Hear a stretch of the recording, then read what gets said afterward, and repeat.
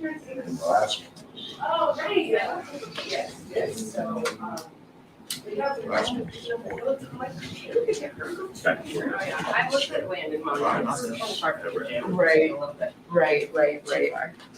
Champs here. There she is. Hello. Good morning, everyone. Hello. You like that? But you're the legend though, so.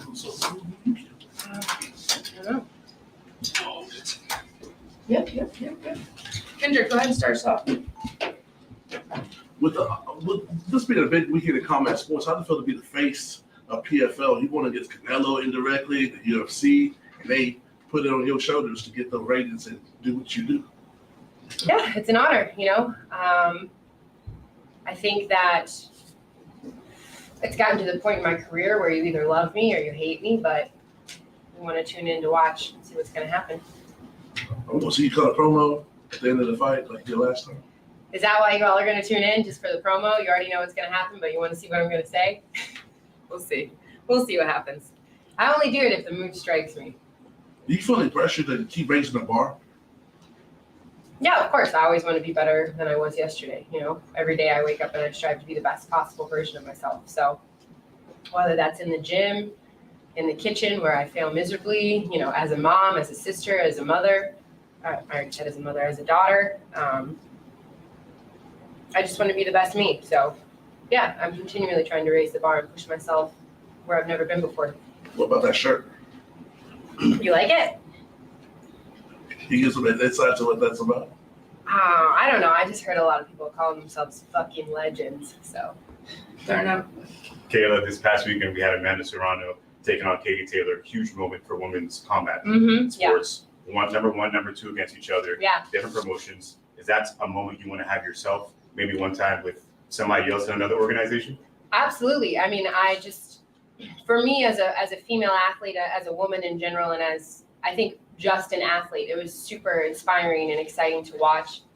My hat goes off to both of them. They couldn't have done a better job. Just in the ring, out of the ring, class all the way. They raised women's boxing and women athletes to a whole new level that night. And I think that's the goal, right? Besides trying to beat people up for money and do this because I like it, the goal is to raise the bar and to make it a little bit easier for the next generation, to not have to fight so hard to just get noticed. The goal is to take over. Yeah, and usually you're the person that everybody just thinks they're going to win. You have the odds always on your side. How do you pump yourself up still for the fight coming up? I know in judo it was different. You never know who you're going to face in the Olympics, but how do you do that for MMA? Because everyone's tough until you beat them, and I'm not done yet. I'm not where I want to be. I'm not even close to where I want to be as a fighter. And Marina is going to come out and she's going to try and take my head off. That's why we have the fights, to see what's going to happen. If it was just based on odds, I mean, we'd all be really rich and it'd be super easy, but it's a fight. Anything can happen. A split second can change everything. So I have to go in there. I have to be my absolute best. I have to make less mistakes than her, and I have to go out and dominate and instill my will. So that keeps me pretty humble, And last one for me, you look around, you don't see any more posted Clarissa Shields anymore around. How does that feel not seeing it? I mean, I hadn't noticed. I'm one of those queens who fix another girl's crown. I'm not trying to take away anything from anybody else. I hope everyone finds their own success in their own way.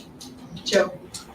Welcome back to Fight with Kayla. How does it feel to be back? And so good. Sorry.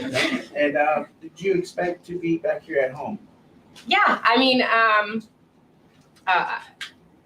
obviously, free agency was a little bit chaotic and up and down and highs and lows. And I will tell you that I never want to be a free agent again, ever. And I'm the type of person who, I need a goal. I need something to wake up for. I need that bit in my mouth. So going that long without a fight, without a contract was a little bit frustrating for me, and just mentally draining, exhausting. So to be back doing what I love is the most important thing. And I get to do it with a company that I believe in, and they believe in me, I think. And we've already done great things. We've already shattered ceilings. We've already broken the mold, and I think we're going to do even better things in this next contract. You mentioned before that you felt like your window of opportunity was closing. Now that we're set here and this is going to be your home, do you feel like you'll be able to use this platform to achieve the goals and get the opportunities that you feel you want to get and deserve? Yeah, I think really at this point, I've come to terms and I'm at peace with the fact that I can only do my part. You know, I've made it very open, very obvious. I'm very willing to fight anyone. There's always an A side and a B side, as someone likes to say. And this side, whatever side I am, C, D, E, F, I'm willing to fight anyone. I think it's the promotion's job. It's the other fighter's job. But I'm ready. And how do you balance being a motherhood, you know, to your nephew, niece, and being an A-side fighter? Because you're not going to be B-side. You're Well, also I will correct you. I adopted them, so they're my son and my daughter. You know, honestly, it's kind of happened. I won't say seamlessly because there's been a lot. It's been really hard, but it was the best thing I didn't know I was missing. You know, it was something that changed my life for the better and gave me whole new meaning and whole new purpose. And I'm exhausted. I'm not going to lie to you. Being a single mom is the hardest job I've ever done in my life. You know, I'm to the point of tears a lot. I'm not going to lie. But it's also the most rewarding thing I've ever done. And I can't imagine my life without them. They make me better. And last one, what's your favorite meal to cook for them?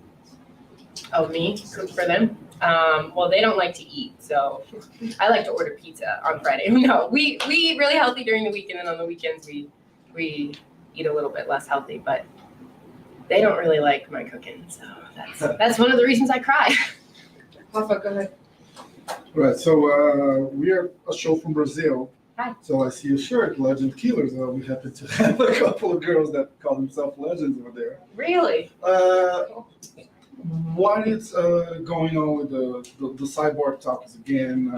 She just went on a podcast saying she knew you were going to sign back, that fight's never going to happen. I mean, I think it's funny that she knew because I accepted a contract with Bellator to fight her on April 22nd in Hawaii, and PFL matched the offer. So, and it wasn't about there was no negative things towards the PFL or anything like that. I just, you know, I've made it very clear that I want to test myself against the best while they're the best.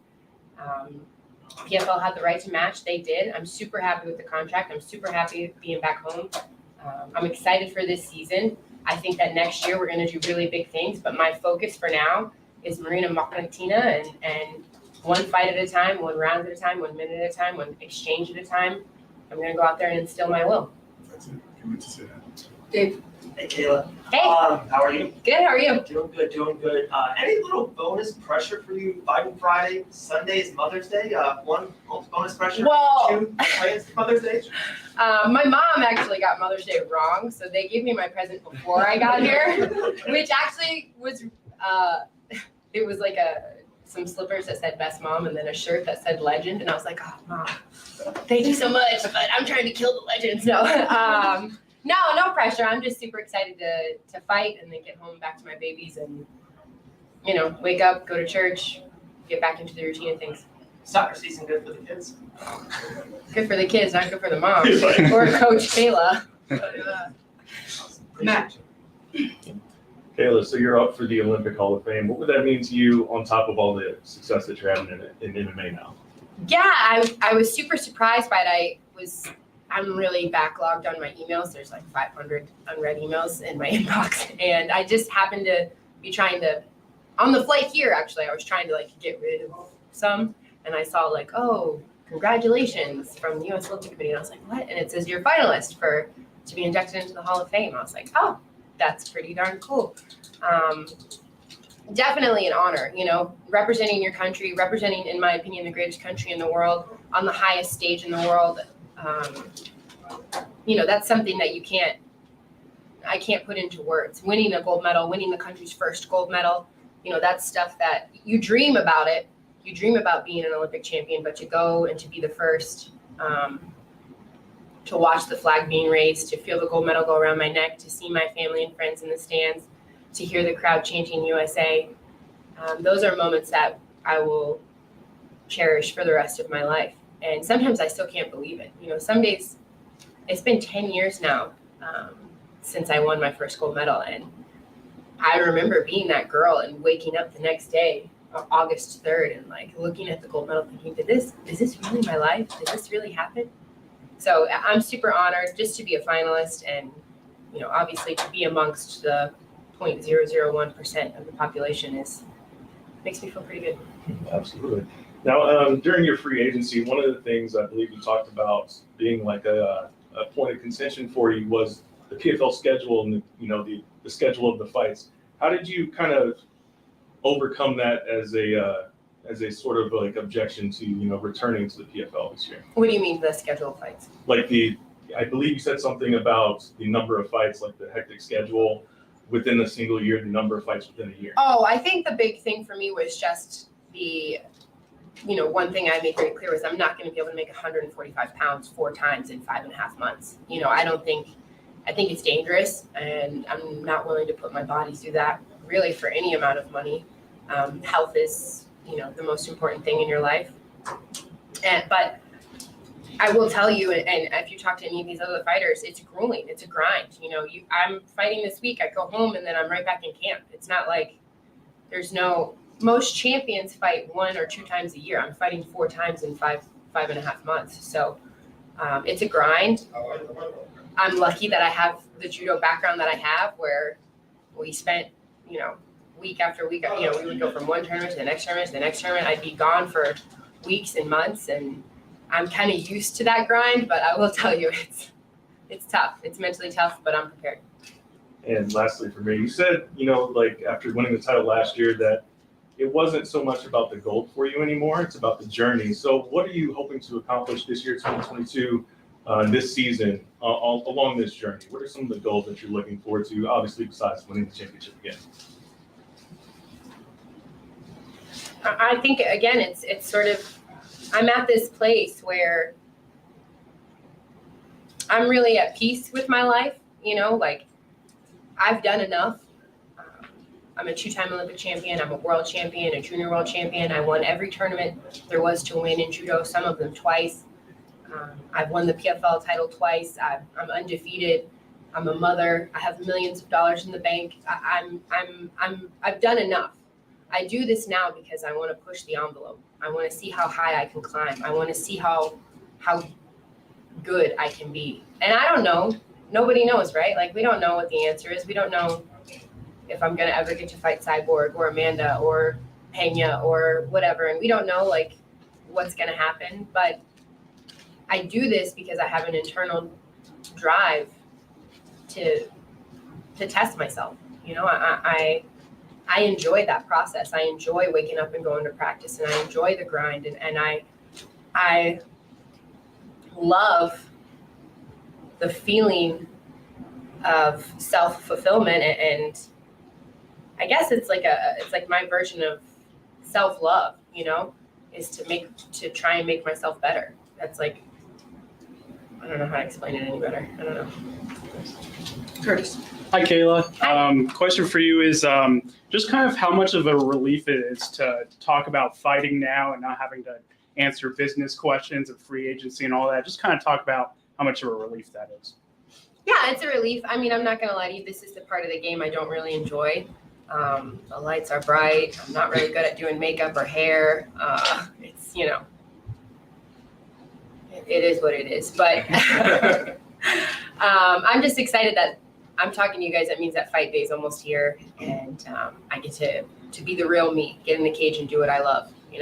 It's talk is one thing, but I'd rather just get in there and talk with my actions. Kayla, does this season feel a little bit more special for you because staying with the PFL, but this will be your last season, right? And you're going to be in the pay-per-view series, the first official fighter to kick that off next year. So does that add anything to this year? I hadn't really thought about it, to be honest, but that's true. I guess it is the final dance or whatever, the last dance. No, I'm just excited to fight. I'm excited to continue to build my legacy, and next year's a long way off. I think it's easy to get wrapped up in all this, media bullshit where we, you know, I talk about Cyborg and we go back and forth and we do this big drama show. But at the end of the day, like none of that happens if I don't do my job on Friday, and then July. I don't know if I'm allowed to tell you when the fights are, but Do it. and then you know, I have to do my job here first, one fight at a time. So I'm focused on that, and I am looking forward to it. I'm looking forward to just, man, I love this. You know, this is my purpose. You know, besides I think maybe being, I don't know, I think being a mom is probably my purpose too. I think it happened for a reason, but I love what I do very much. I'm very grateful for the platform that all of you give me. I don't mean to sound bitter or anything. It's just sometimes you get sick of talking about yourself, you know. So you guys could we ask saw me the John questions. Morgan clip. You guys, I know. It was, but you guys could ask me other questions too. You know, you guys could like break the mold and be different. You guys could ask me about my foundation or. Okay, let's tell us about your Impractical Jokers experience, please. Okay. Well, Impractical Jokers was fun. I got to beat Murr up, you know, and throw him through a table and into a pool. It was a good time. Last thing for me, just overall thoughts though on the lightweight. The lightweights this year because got plenty of new faces, you know. So Yeah. cool for you. I'm very excited about it. You know, I think there's a lot of new up and coming talent. There's some veterans of the sport. I know Julia Budd's making an appearance and fighting in the tournament. I think Pacheco is back. She's always going to be a tough fight for anyone. I think she's a top dog. I expect to see her do well again this year. I'm excited for the PFL. You know, I think they're doing the right things. They're bringing in new talent. They've got the Challenger Series going. I got to attend the women's fight night for that and see a lot of young up and coming fighters. And you know, this is how you build it. This is what you do. You slowly over time, you build it and they come. And Rome wasn't built in a day. And we need to continue to push and try and grow women's MMA. It's the fastest growing sport in the world. And I think that they're doing all the right things. Yeah. Kayla, your opponent possesses a unique style, being a decorated champ in combat sambo. Yeah. Do you think that style is going to present any new challenges to you, and how are you preparing for it? Yeah, you know, we spent time studying the film, and we obviously we spent a lot of more time on leg locks, I think, than I've ever spent in a camp. I was going with Mateusz Gamrot. If you've ever had that guy on your leg, you really don't want it. So I feel pretty confident about that. Big Jim over here, I'm going to throw him under the bus. He had a really, really good line about Sambo. And I was telling him, I was like, hey, we're watching the film. And I'm like, Big Jim, she's a 7-time Sambo world champion. And he goes, oh, Sambo? Sambo's for people who couldn't make it in judo. No. That's what you said. Anyways, that's how I feel about that. Richard, last one, and then we gotta Yeah, I have two more questions. I think the only fighter you didn't beat was Pacheco. Is something you're looking forward to this season? I did beat her twice. Finish. Sorry, finish. Okay, don't mess that up. You'll find out what it feels like. Yeah, I mean, I don't, you know, fighting is I make it look easy because I work so hard, you know, but she works hard too. She's well-rounded. She has more experience than me. She's been in this game for a lot longer. She's very versatile. I don't take anything away from Pacheco. I don't think I lost a single round or a single minute of any round, but she's good. She's tough. She's durable. I mean, it's also really easy, in my opinion, when you're just trying to survive, it's harder to finish someone, in my opinion. My last one. In which country you would like to fight? No? Any of them. I mean, Non-special? send location. Thank you. Thank you, guys. Appreciate it. Oh, Thanks, Kayla. Thanks, guys. Can you Appreciate do you. Can you do that still real quick? Yeah. We good? Aw, thank you. How are you? Thanks, guys. Appreciate you. Thanks, Kayla. Aw, that's awesome. Ariel never All right, sent you a thanks, shirt, guys. so We'll you be back. Ariel, don't send me gotta shit. send me shit. All he does is text me. Hey, what's up? Hey, what's up? Any news? Any news? We never use the word teacher.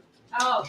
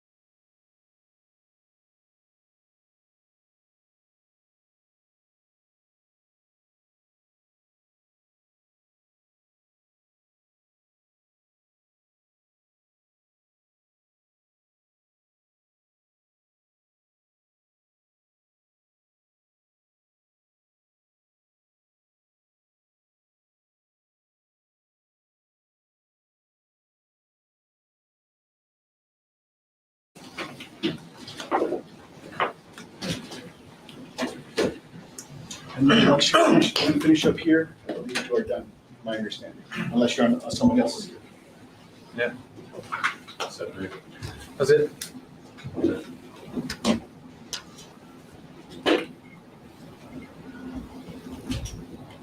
Welcome to Bixby. You can talk to me anytime.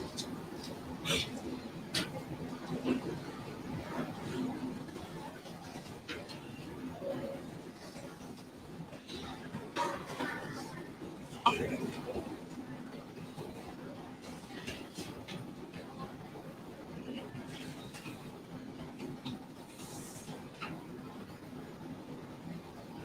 right. I see the hair is still not there anymore. Are we ever going to grow it back? Probably not right now. More easy to shower after training. And you're one of the best welterweights, outside of the UFC. Do you feel that you'd have to find an organization like that to be considered the best in the world? I don't know, but I can't really answer that right now. I'm with the PFL, but I'll fight any one of those guys from the UFC or the Bellator. Hopefully we can get a cross promotion fight, but it's a long shot. But yeah, I'm the best in the world as of now. Yeah, and Hawaii still having its issues with COVID. Do you intend on still staying there, or maybe you could think about moving?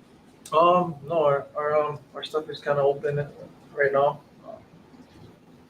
And yeah, I'm not gonna move away from home. So yeah, and hopefully BJ can get the governorship over there and move on all these clown bastards that is running our state. Hey Ray, welcome to Texas. Is there anything, you have a bucket list for being here? Anything you might want to try to eat or do here while you're here in Texas? I'd love to do a lot in Texas. I'd love to go ride some bulls and ride some horses, but can't do that. But hopefully after the wins, I can go eat somewhere good over here. So any suggestions you guys can give it to me. And I want to talk about how do you balance your fatherhood, your faith, and along with the success that you're having in your career and being a father, how do you balance all those things? I feel like it kind of goes together with everything. I don't work. My wife doesn't work. I get to stay home with my kids. My kid is homeschooled. So all the time is spent really at home, and we're in the gym with me training. So the balance there is no balance. It's just my lifestyle. It's just how it is. Yep. And last for me, what's your last thing? What's your favorite thing to do with your kids? A lot of stuff. Probably go ride their bike with them in the mountains and all. Just spend time with them. So Ray, back-to-back championships. How did it feel to give another meaning to the third into your name? Thinking about that. That'd be awesome. I was a 3-time state champion back in Hawaii for wrestling, and I'd love to do that over here again. I'm going to do that, so it would be awesome.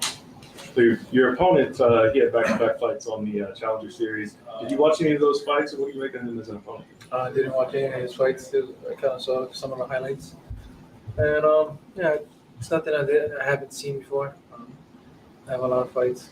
I fought a lot of guys, a lot of different styles, and he's no different. He's just in my way, and yeah. What do you think about him kind of getting thrown to the wolves, so to speak? Like you said, back-to-back Challenger Series, now he's in there as a champ, 2-time champ. Yeah, with this promotion, if you want to fight, you're gonna have to fight everybody. It's not really you like the champion. You gotta go through everybody. So it's just what it is, and too bad he got me because I'm on a champion quest again. You said, after winning the championship last year, this is your division, you're going to run it. Obviously, you expect to be there at the beginning of the finals this season. Who do you expect to be on the other side of the page standing against you? I'm not too sure. Everybody's kind of even, but anything could happen. I really think Megami will be back. We're gonna have our trilogy. So yeah. Is that something that's really important to you to get that trilogy and kind of break that tiebreaker, or is it just one of those things that happen to that? Yeah, if it happens, it happens. My goal is just to get to the final, and whoever is there is there. And that's the kind of mindset you gotta have going into this kind of tournaments. You can't expect to fight somebody in the championship if he's not there. You know what I mean? So you gotta be very, very ready to fight anybody. Ray, a lot was made last season about your wrestling and all that, especially with the Rory MacDonald fight. Just kind of talk about, because you've talked a lot before about how you wrestled as a kid when you were younger. Just kind of talk about how important that is in terms of your overall game. Wrestling is my foundation. I wrestled from when I was young.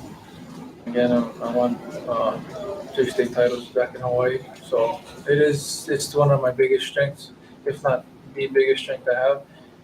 I know I knock out guys, but that's not what I grew up doing. I just it's fun. It's a thing. So yeah, my wrestling is my strongest suit, and I can out wrestle anybody in this division, and I proved it already, and I'll keep proving it to the championship. And the last one for me, do you feel like Rory MacDonald will be a factor in the division this year, or do you feel like his best days are behind him? No, I don't think his best days is not even close from behind him. I think he's still a dangerous fighter, and we're probably going to fight too. So I'm ready for him. If we can go again, we're going to go again, and the same thing's going to happen. Right. As the returning champion from 2021, do you feel any added pressure in performing? Are you thinking about your next fight already, or do you just take it day by day, fight by fight? Yeah, I'm taking just one fight at a time, and that's how you got to approach it. And in this league, you cannot be overlooking anybody, because anything can happen. And in MMA, so yeah, I don't have no pressure on me. I love it. I welcome it. So yeah. In the world of MMA, there's a lot of talk between Kamaru Usman and Canelo or Tyson Fury and Francis Ngannou. Is a crossover fight in boxing something that would interest you? Not really. I think boxing is not one. Boxing is a sport, don't get me wrong, but that's not the true form of fighting. Boxers like fight, we're gonna fight, just fight with MMA gloves and box. Or you guys come over here and do an MMA fight just with probably no takedowns, like clinching and stuff, because everybody knows boxers can wrestle and they will get lickings from any UFC fighter, PFL fighter, anything. Any MMA fighter that fights on boxing guy that comes into MMA will get lickings. So yeah, it doesn't really interest me at all. So if guys boxers like fight, come to the real sport and fight real fighters. And last for me, your father was a fighter, you're a fighter. If any of your kids wanted to be fighters, would you support them in that endeavor? Yeah. But right now, I just like to focus on this wrestling right now. One of my biggest aspirations is to still wrestle in the Olympics for wrestling. And that's what I let my kids do, to go wrestling. Wrestling is it's not only just one sport, it's some strength building sport and when mind building sport. It's just, it teaches you things about life, wrestling, and I think that's a big sport that should be included in everything. Thank you. Yeah. Ray, do you pay any attention to the betting odds as you go into any of your matchups? Not really. Don't really pay attention to betting or gambling or stuff like that. But yeah. I mean, the odds makers have you as a pretty significant favorite, saying that you would win over 80% of the time. Do you think that there's any percent of the time that you would lose? No, I don't think. I think I'm 100%. So yeah, but people gotta make their money and they gotta bet. So yeah. Thank you. Thank you.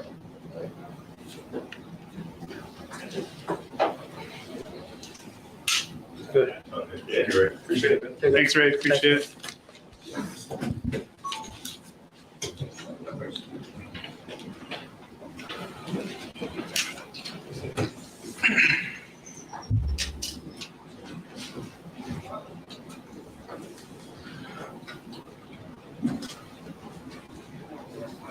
Next week, take him.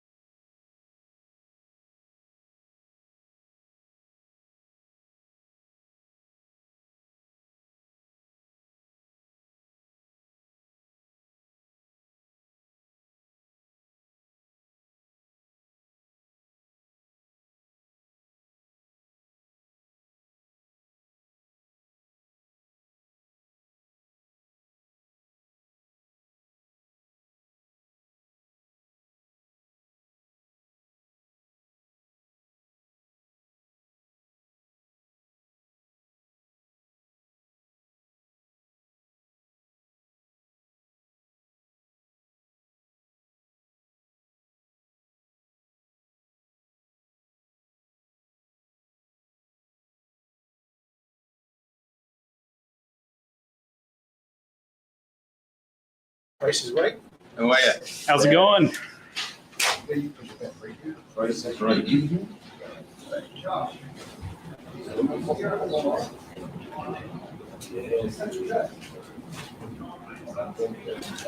What's up, guys? How's it going? Good.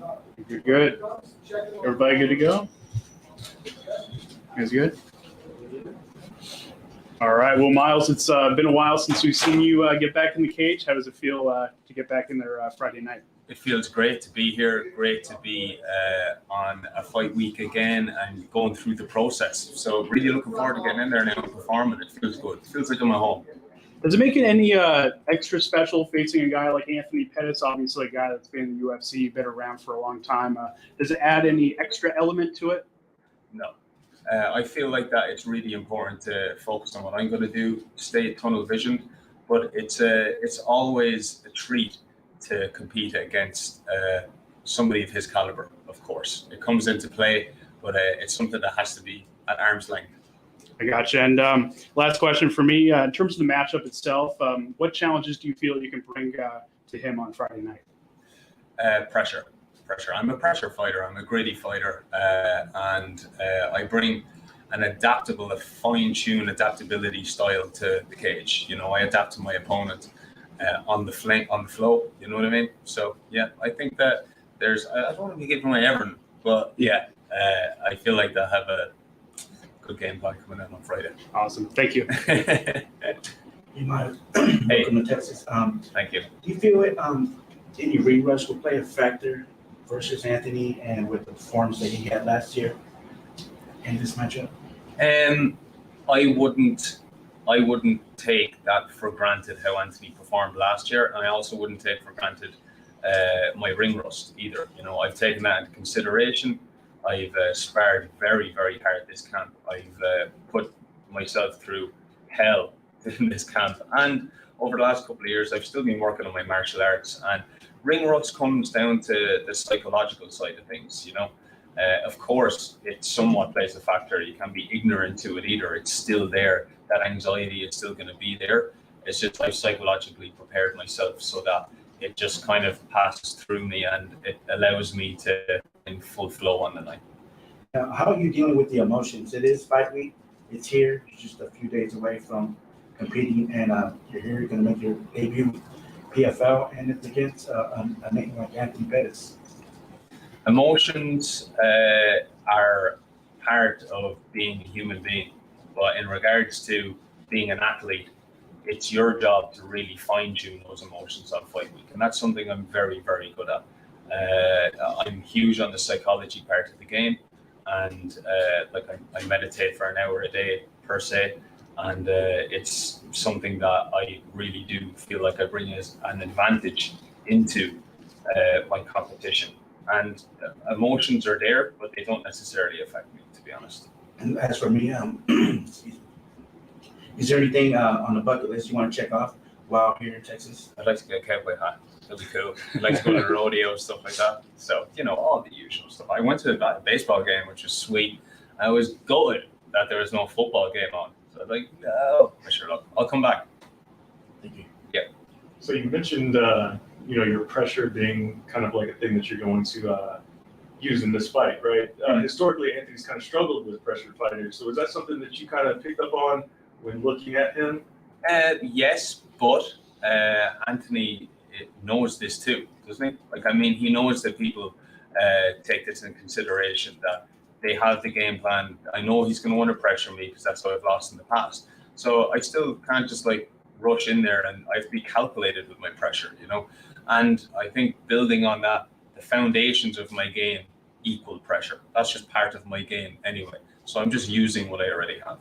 And what do you make of him as a fighter at this point in his career versus, the champion in the UFC? Do you think his skills have fallen off a little bit, maybe lost a step? What do you make of him at this point? I think so. Yeah, for sure. But still, you can never take that out of a champion. I feel, you can't take that away from the past Anthony Pettis. There's always going to be a little bit of that there within him.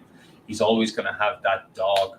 He's always going to have that skill, those reactions, that speed. I just wouldn't underestimate anything like that, really, to be honest with you. But when you're looking at it from a rational standpoint, like, you know, the way it actually is, of course, he's not the UFC lightweight champion that he was right now.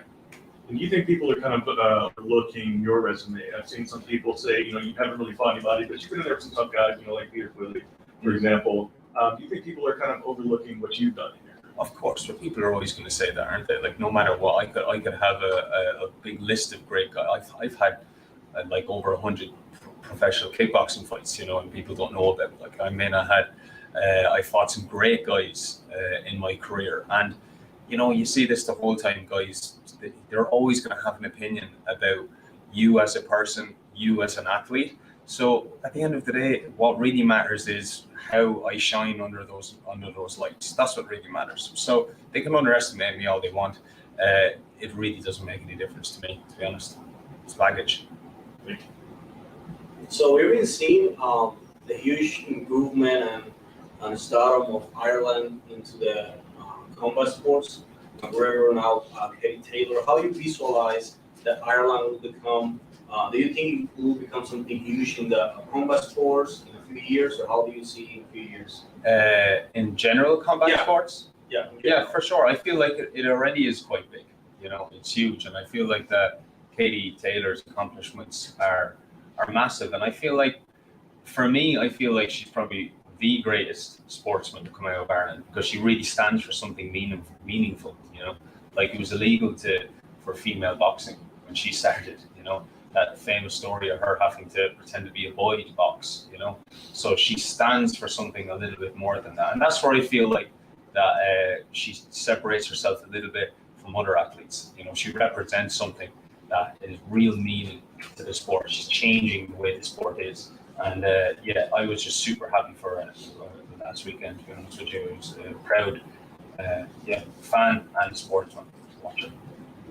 Knowing how difficult it is a play run in PFL, knowing that you have from 3 to 4 fights, how do you prepare yourself for this kind of tournament outside of preparing for maybe 1 or 2 fights a year?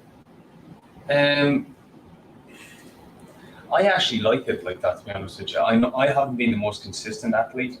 I'm 100% admit that. Like, I would go off and I do other things and I come back and all that. But I feel like the times I have actually fought back to back, I've performed really well. Like, you know, so where I've had like a fight and then a month or 6 weeks later I'll fight again, and in that fight I'll do super well. So, I feel like that it would really suit me, to be honest. You know, I'm used to coming off long layoffs and winning, and I also have the experience of fighting back to back in short periods of time. So I think tomatoes, it suits me. Thank you. You've had a couple of different nicknames over the years with Magic and Splinter. What are the stories kind of between those, and what are you sticking with? Magic came from, I fought for a promotion called Cage Contender back in the day, and I got a flying rear naked choke to win a title on the co-main event.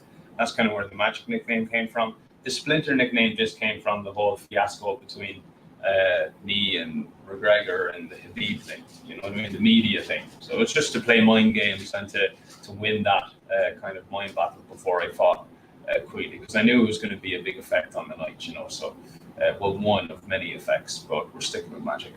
Definitely. Yeah. I went to see the Dumbledore movie last night, The Secrets of Dumbledore. I'm sorry. What did you think of that? That was great. Yeah, that was a good movie. I love Harry Potter and all that. It was great. Yeah. Myles, with the season format in the PFL, obviously there's quick turnarounds in between fights. What are your thoughts on just the activity level you'll get here in the PFL? Looking forward to it. Really, that's it, really. Yeah, just really looking forward to it. Yeah, I think it's great. I really like what they're doing here at PFL in regards to fighters' rights, in regards to, you know, it's your responsibility to work your way up the ladder. There's not many politics involved there, and I like the way it's like busy. You just have your time off, you know. Yeah. Just a real quick one. You mentioned you went to the movies last night. What's the difference in the movie theaters here and the ones back home? Bigger portions. Which I like that, you know. I said I wish I could eat it, but I couldn't eat it last night. So, but believe you me, I will over the weekend. One question, so you said you like Harry Potter, what house are you in? You Gryffindor? No. Gryffindor house, yeah, for sure. Story question was the best one so far. Good. I think, guys. Yeah. Thank Hey, you. we're Sweet. Hey, thanks for your time, guys. Really appreciate it. Thank you. Have a good Appreciate day. it. All right. Thanks very much. Thanks, Miles.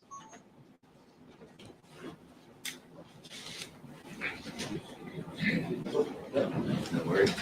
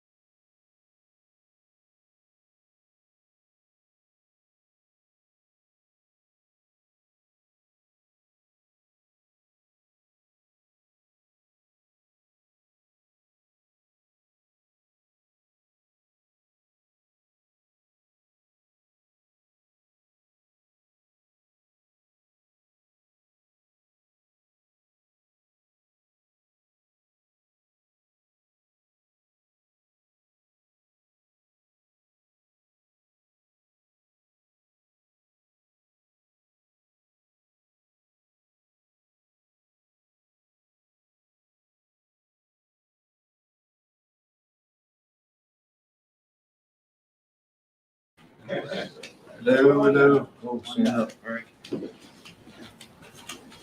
All right.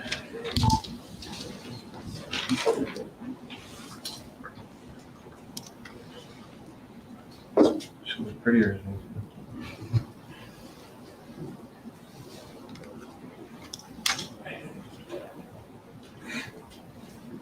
Welcome to Vic. It was the best vision when people were kind of waiting.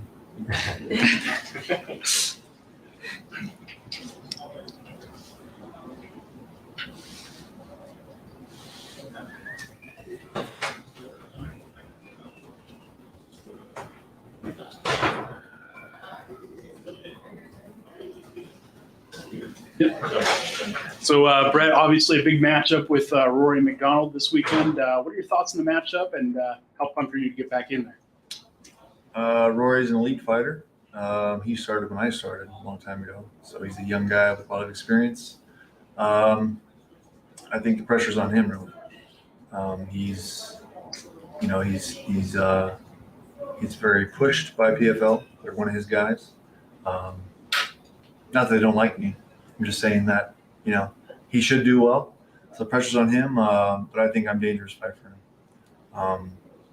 Just given that he's trying to hold his word. And then a big takeaway from your Tyler Hill fight was your pace, the pace that you put on him throughout the fight as long as it lasted. Just kind of talk about how important that is to your overall game and how you see it playing out in this fight. Yeah, I have decent endurance, obviously, and that fight was kind of unique in that I saw he was hurt, so I kind of put the pressure on him big time. This fight's going to be a little slower, though. Roy is a very smart fighter, very long. I think he has like 76-inch reach. I have like 71, so it's like I'm not going to out-lengthen, but it's going to be a battle-by-battle fight. It's not going to be a slobber knocker fight. I don't think it will. Could be, but that would suit me better. But that's not really his style.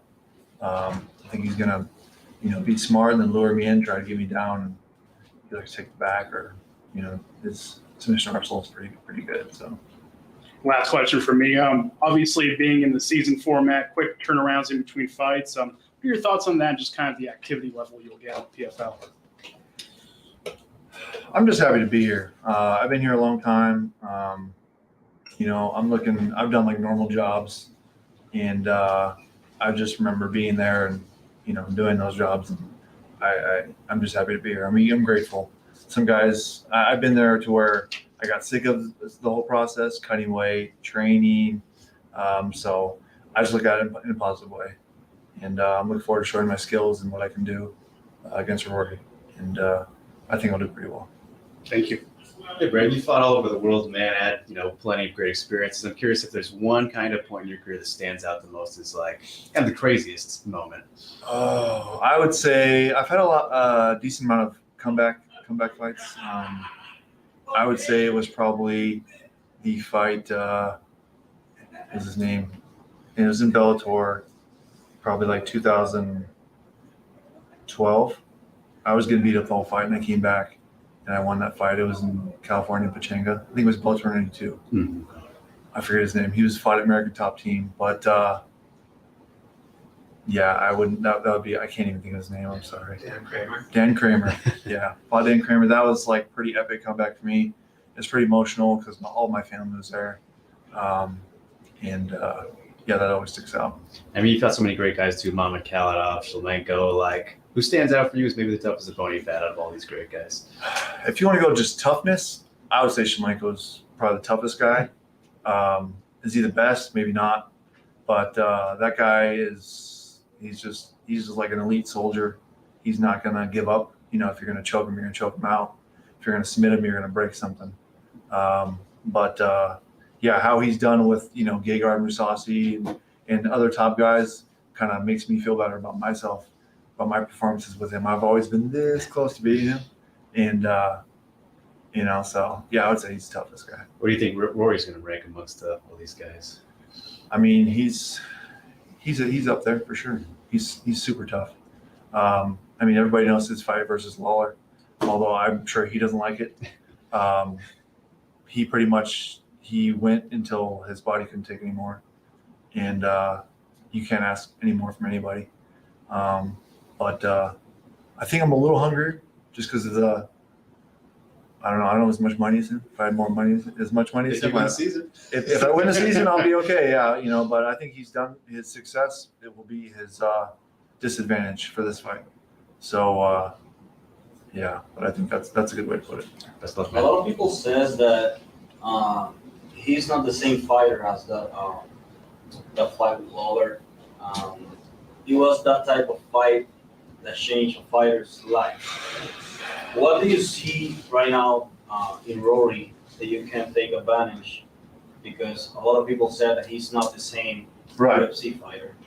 Yeah, I mean, it's easy to say that. I've had fights like that too, where, I mean, you just get the crap beat out of you for, 25 minutes, which is not a normal thing to take in, And people, like when a guy gets knocked out, oh, he's never going to be able to take a punch again.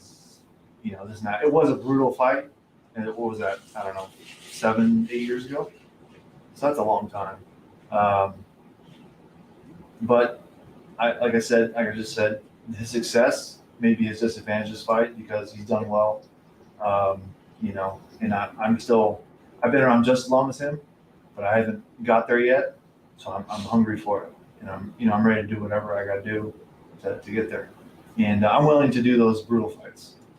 To do that brutal fight. If I have to, like I said, if it's going to be a slobber knocker back and forth fight, I'm willing to do that. He's more of a cerebral, smart kind of be smart about it, take no damage, which it's ideal. I don't want to take damage either, but if I have to, we got to go to war. It is what it is. A few minutes ago, you said that you've been from the bottom, working normal jobs, being here. You're super grateful for being here. Yep. What advice you have to someone that is trying to achieve a dream and is stuck in a normal job, and they don't know what to do with his life, probably they shit it up that they have at the moment? Well, I hope you have some level of talent. If you do, I mean, talent, you need some talent, and then you need a work ethic, and you need to be able to do. It's like somebody's desire and heart. You can't teach desire, and you can't teach heart. So if you don't have those things, I don't know, maybe you stick to something else. But I would just say, remember those hard days that you're at work doing the normal job, people giving you crap.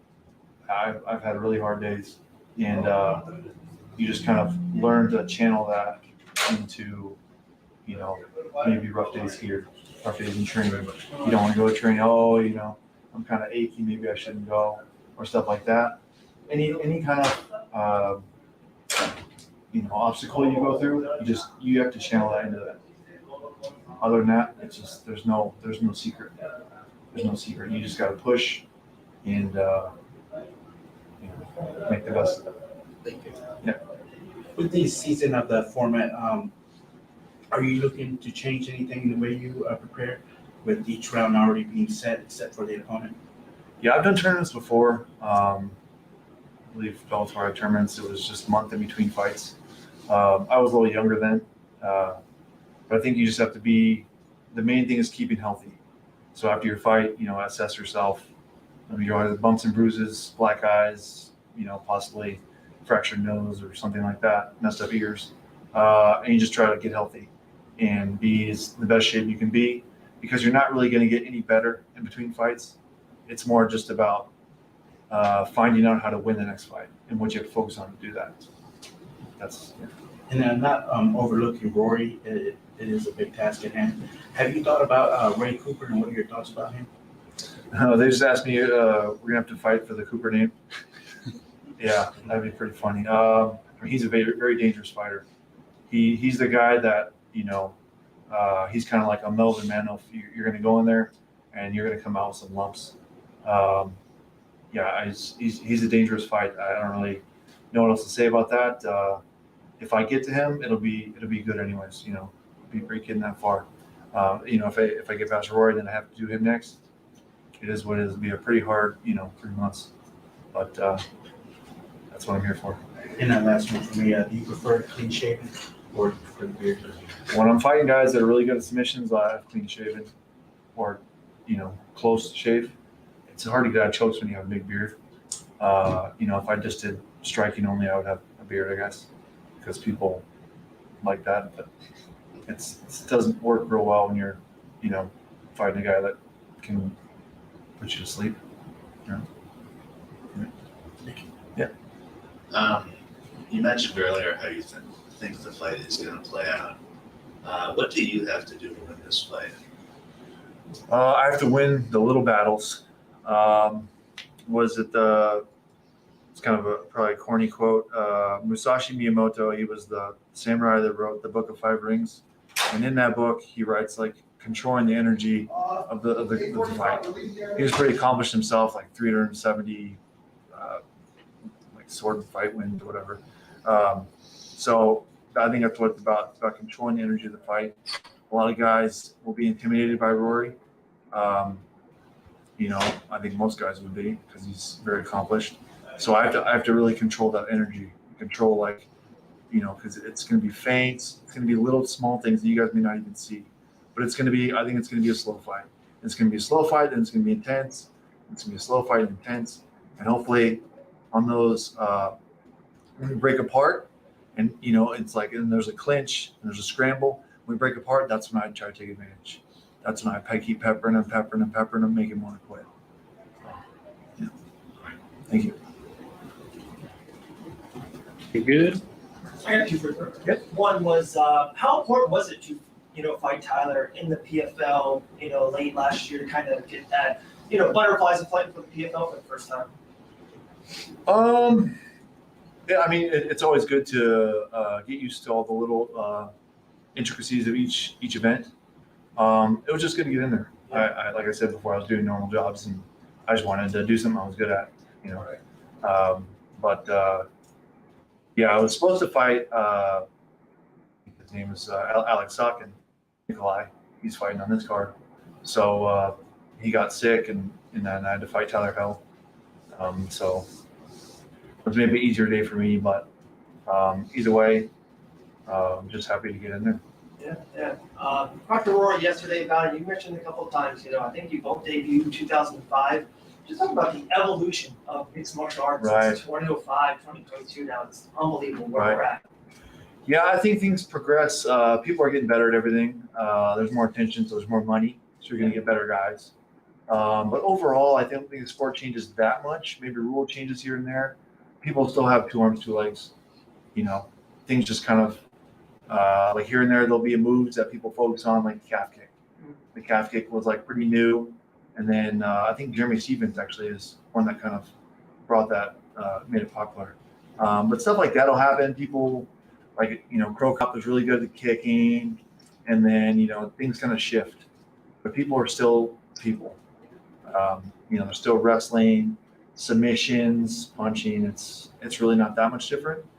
Yeah, we'll see who comes up with the next move that everybody implements.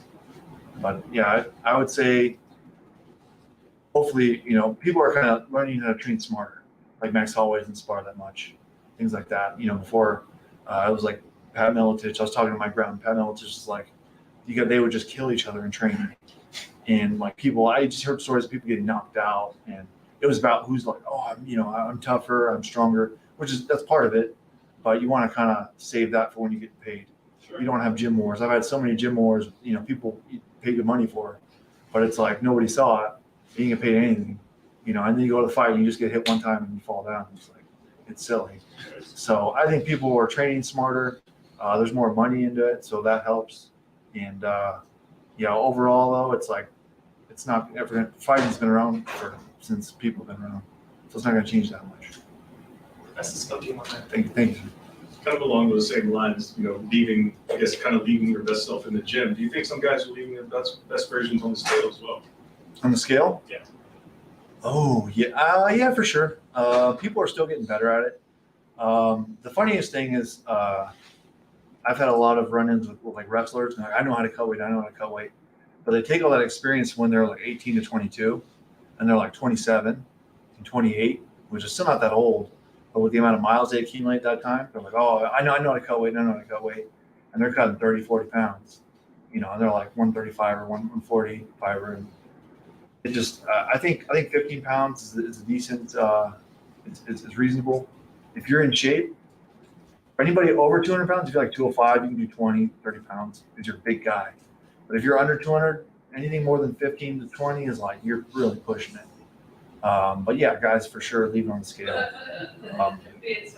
Yeah, that's a good question though. Yeah, I don't. I've learned in a way it's like you just kind of you cut your carb intake. You can still have protein all week, but just gradually you cut your carb intake and your liquids. And then today, like I'll have coffee because coffee just goes out anyways. But it's a painful learning experience to learn how to cut weight properly.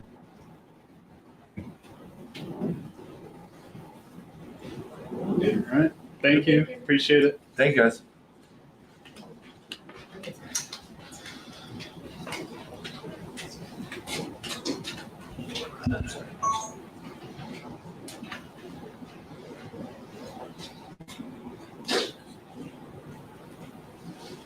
Jen, are you ready? Yeah. Yeah. I just put this on some questions.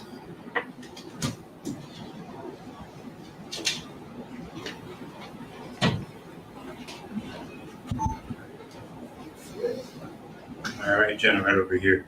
How you doing, first of all? Good, thank you. How are you? Good. I remember last time I was speaking to you, you were trying to head back home, but you ended up staying in Las Vegas. Can you explain the decision in staying here in Las Vegas and training over there?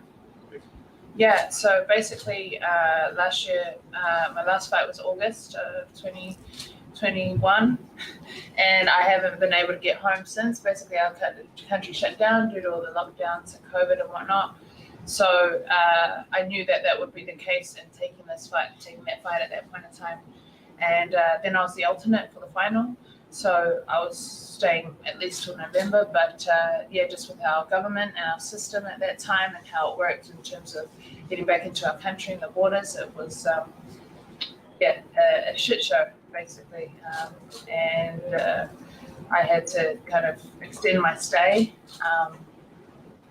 unaware of when I'll be able to get home exactly. Then the borders opened. Then the Delta variant, the Omicron, whichever one broke out, and then they shut back down again. So just as I thought I was going to be able to get back, that got shut down. And then I had to wait for some visa, of the visa process. And as soon as that was cleared, I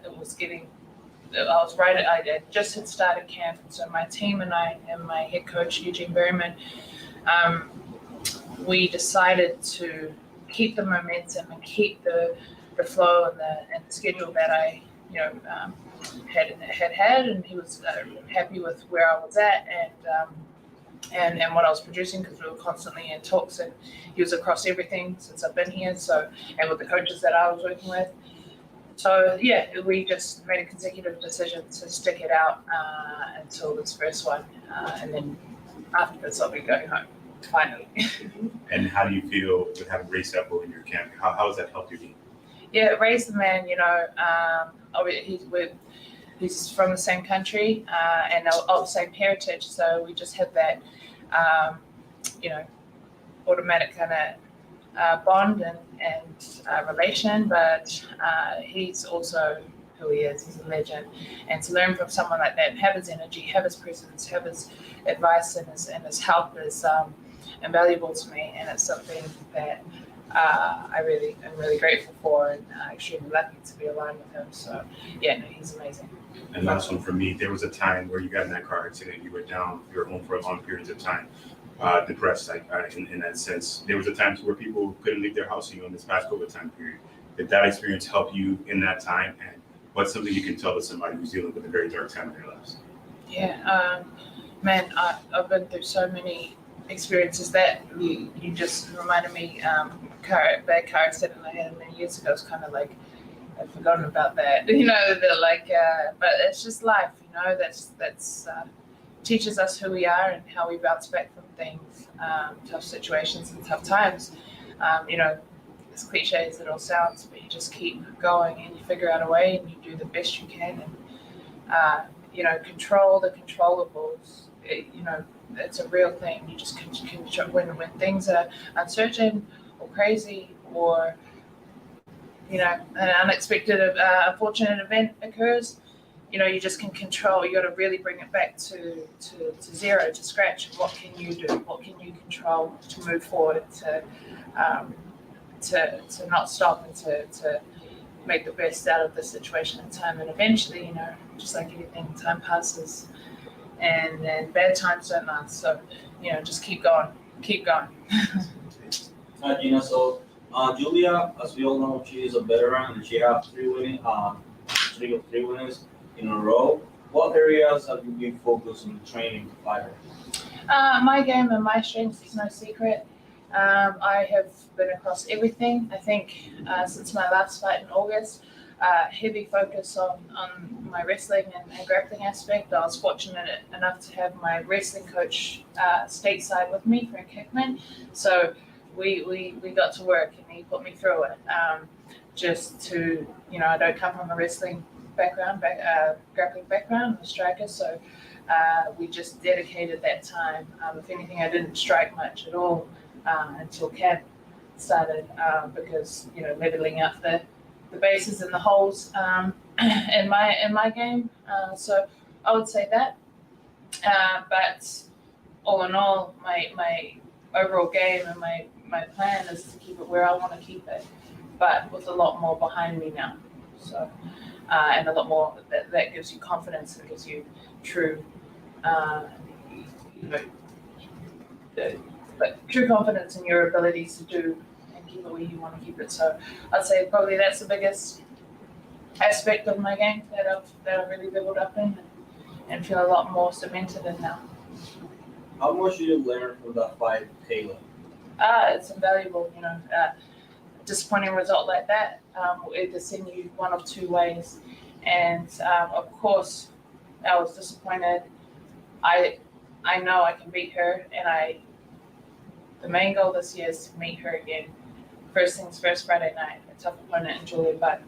But I want to meet her again because I didn't even get to fight or show myself or touch her that fight. So it was kind of a mental freeze on that end. So if anything, I flipped that. So I flew back to Colorado at the time, Friday, and I was in the gym Monday, and I've not taken my foot off the gas since that time because that was a huge fuel in my fire, and more so than the techniques and the skills that I've developed and worked on throughout this time. It's been a mental and perspective change. If anything, that's been the biggest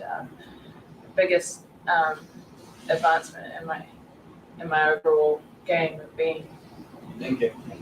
Genah, you've talked a lot in the past in terms of just how important it is to build that mindset of a fighter, and as well as the physical skills in training. Just kind of talk about how big that is for your game in terms of how you've developed your mind. I think experience, and how you handle those experiences.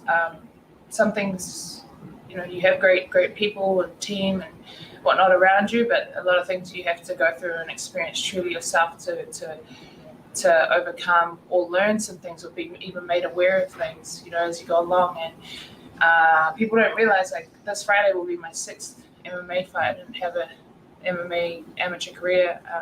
I'm learning at the highest level, so I'm one of the top promotions in front of everyone. And I have a Muay Thai background, absolutely, but it's a different beast. And so that experience has been invaluable to me, and all of it, the loss against Kayla, the wins, the everything, the camps, the weight cuts, the traveling, the different teams and whatnot. So I feel, and it'll continue, of course, but I just feel so much more solid and cemented, not just in my game, but in myself as a fighter and when I'm out there. So that'll just continue. And I'm really happy with where I'm at and what I've learned today. Thank you. Genah, what do you think of the division this time around? Obviously, the biggest addition that a lot of people have been, talking about is Julia, and you get to picture in the first round. So what would it mean to you to go out there and start off the season knocking off the person that everybody's been talking about as the hot new addition? That's going to be huge. It's going to be a great name for me to have and knock off, like you said. And that's how I see it. She's, experienced veteran, great pioneer, for the sport. But I just think I know that I've got a lot more to negate her and stop her on Friday night and get that win. And that's all that matters at this point. And it's not to, take away any of her great wins and experience and where she's at, but I'm excited because I see this my sixth pro MMA fight. It's my best one yet, and I relish in the fact that I'm going to be able to test myself against someone of that caliber. And you mentioned that she's kind of a pioneer. She's got 3 losses, all of them to legends. Ronda, Cyborg, Amanda Nunes. So how would it feel to have your name among those in her losses? Yeah. So throughout the when we got the name and we confirmed the bout, I didn't realize those were her only losses to those names. Like you said, so I didn't really think about it. We were actually just looking at her tendencies and what she does. So I was like, okay, this is what I can do here. This is what she tends to do, and game planning for her. But so I don't really think about it. But when I was made aware of that, I was like, that'll be cool. My name will be in the mix too, and that's the goal. Come Friday, to be amongst those 3 top names, to be here. Genah, you briefly mentioned all the wrestling you've done in this camp. On fight night, though, are we going to see a different Genah or just an improved version of the old one? Just an improved version of the old one. That is there, and all that work and all the leveling up on that grappling and wrestling side that I've done is so I can do what I do best and what I like to do, and that's strike and hit and move and not be hit, essentially. That's in me, but it's to only strengthen my game and my strengths and what I do best. Yeah. So but it's if it comes out and if I find my opportunities, I'm going for it. But I'm also going to fight smart as well. She's a tough opponent, skilled opponent, and to take her out any way I can will be great. But I'm not a dumb fighter either. I come from a very great team who break down the sport and these opponents, at the highest level. So I'll be sticking true to as much as I can to that game plan. But it'll definitely be there when she likes to clinch and be up against the cage. So do I. So I'll meet her there if it gets there, for sure. Very good. All right. Thank you. Thank you. For the picture. Oh, yeah. What should I do? Whatever you do. What do I do with my hands? Awesome. Thank you. Cool. Thank you. Thank you, guys.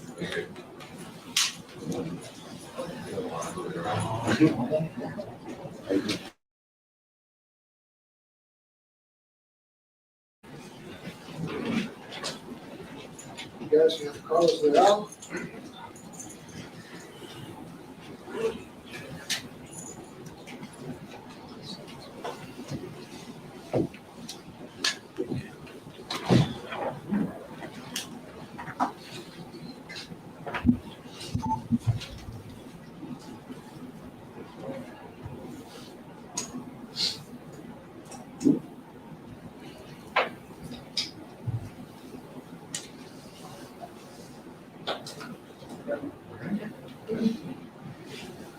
Hey, Carlos, hey, Fight Bananas. Talk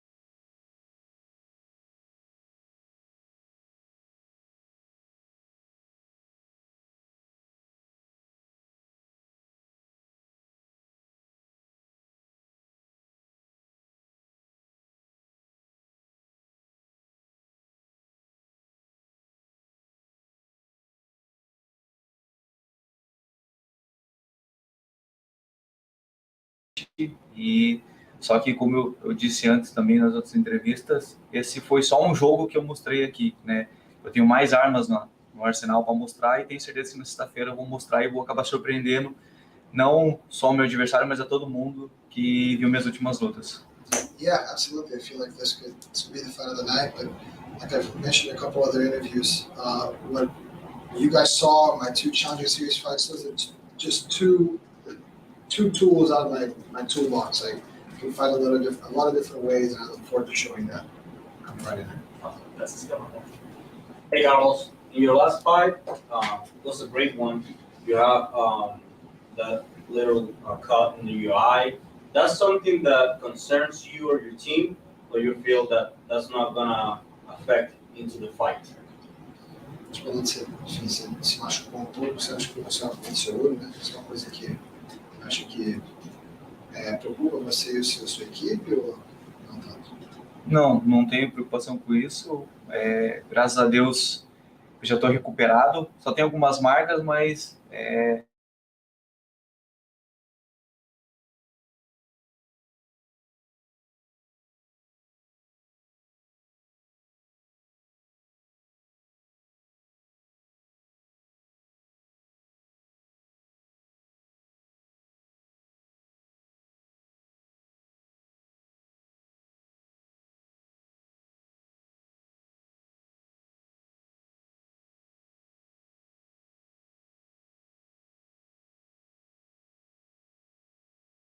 Qual é a parte aí do jogo que você está focado mais?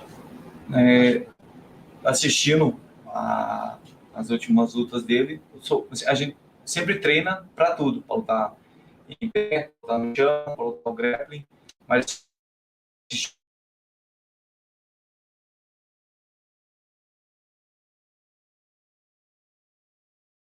e a parte de wrestling, né, o grappling dele, mas a parte de wrestling, não a parte de jiu-jitsu, né? Esses são os principais pontos fortes dele que eu notei, né? E assim como eu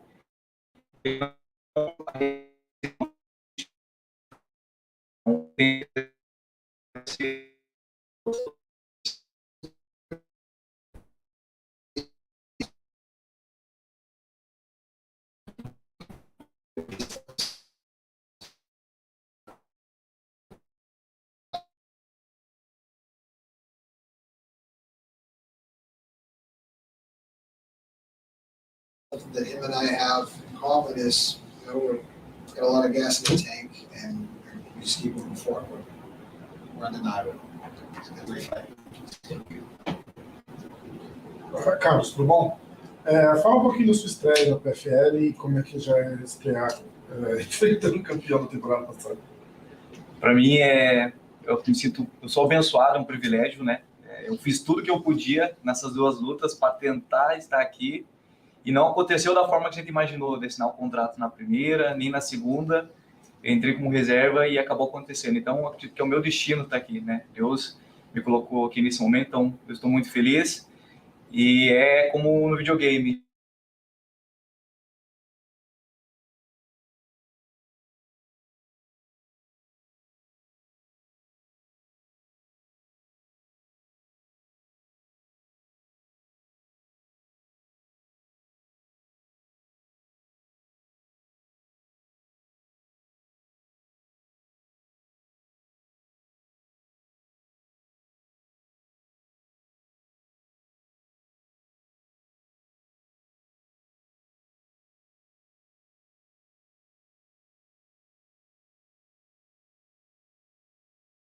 At all in order to conquer it. So coming out here, being a Vancouver, that just puts my name on everyone's radar and makes everyone know that I'm one of the things for time.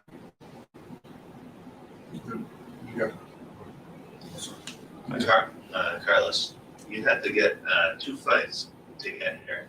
How good does it feel just to be here now that you're here? 2 lutas para chegar aqui. Quão bom é esse sentimento de estar aqui? É bom saber que não foi fácil, né? Que foi um desafio chegar até aqui e agora tenho mais esse grande desafio até o cinturão, que é o meu objetivo, né? Como eu disse antes, eu não vim aqui no PFL para participar do evento. Eu vim para tentar ser o melhor da minha categoria. Então, Deus me abençoou com essa chance. Então, tudo que eu tiver, eu vou entregar aí para chegar até lá.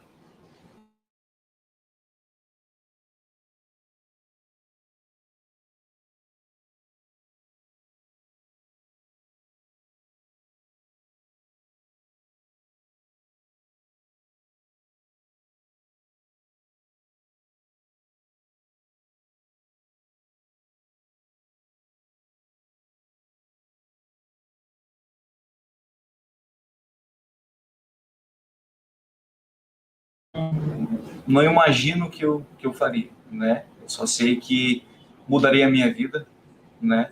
Mudaria a vida da minha família e todos que estão ao meu redor, isso eu tenho certeza, né? E mais do que lutar pelo o bônus, né, do $1 milhão, para mim é levar o cinturão, né? Essa conquista está marcado meu nome na história do MMA mundial, né? Então, para mim isso é o que me motiva e é o meu foco principal. O $1 milhão é o bônus.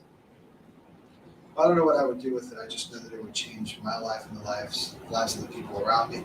It's already great, very satisfying. But the main thing is the belt, is being able to write my name in the UMA's history and being able to take this belt back to my country, hometown, and gym.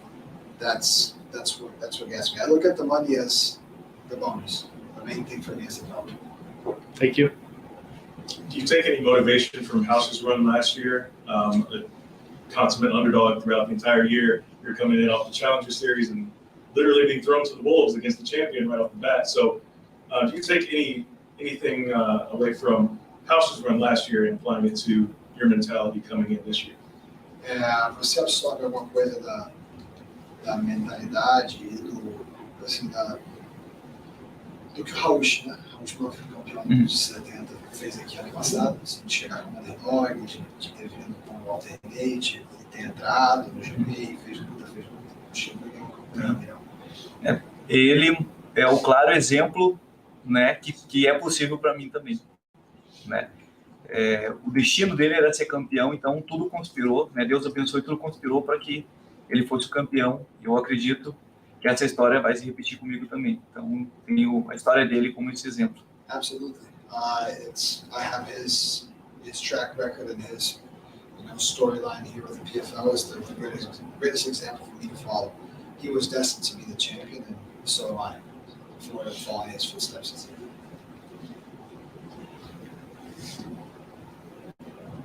Good.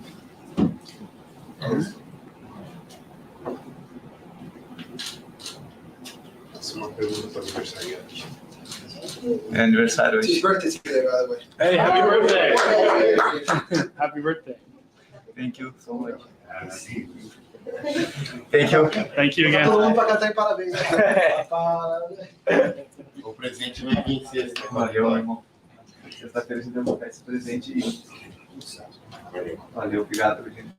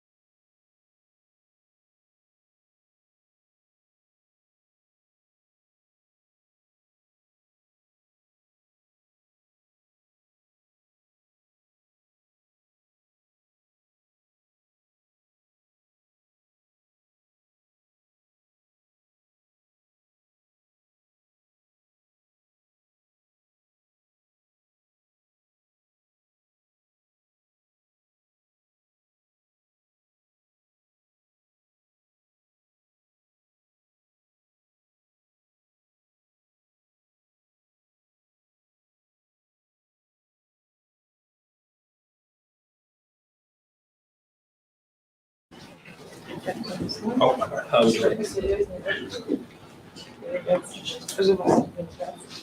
And where would you like me to be? Wherever you want. Wherever you want. Куда смотреть? All right, everybody good? All right, well, Marina. Hi. So, first of all,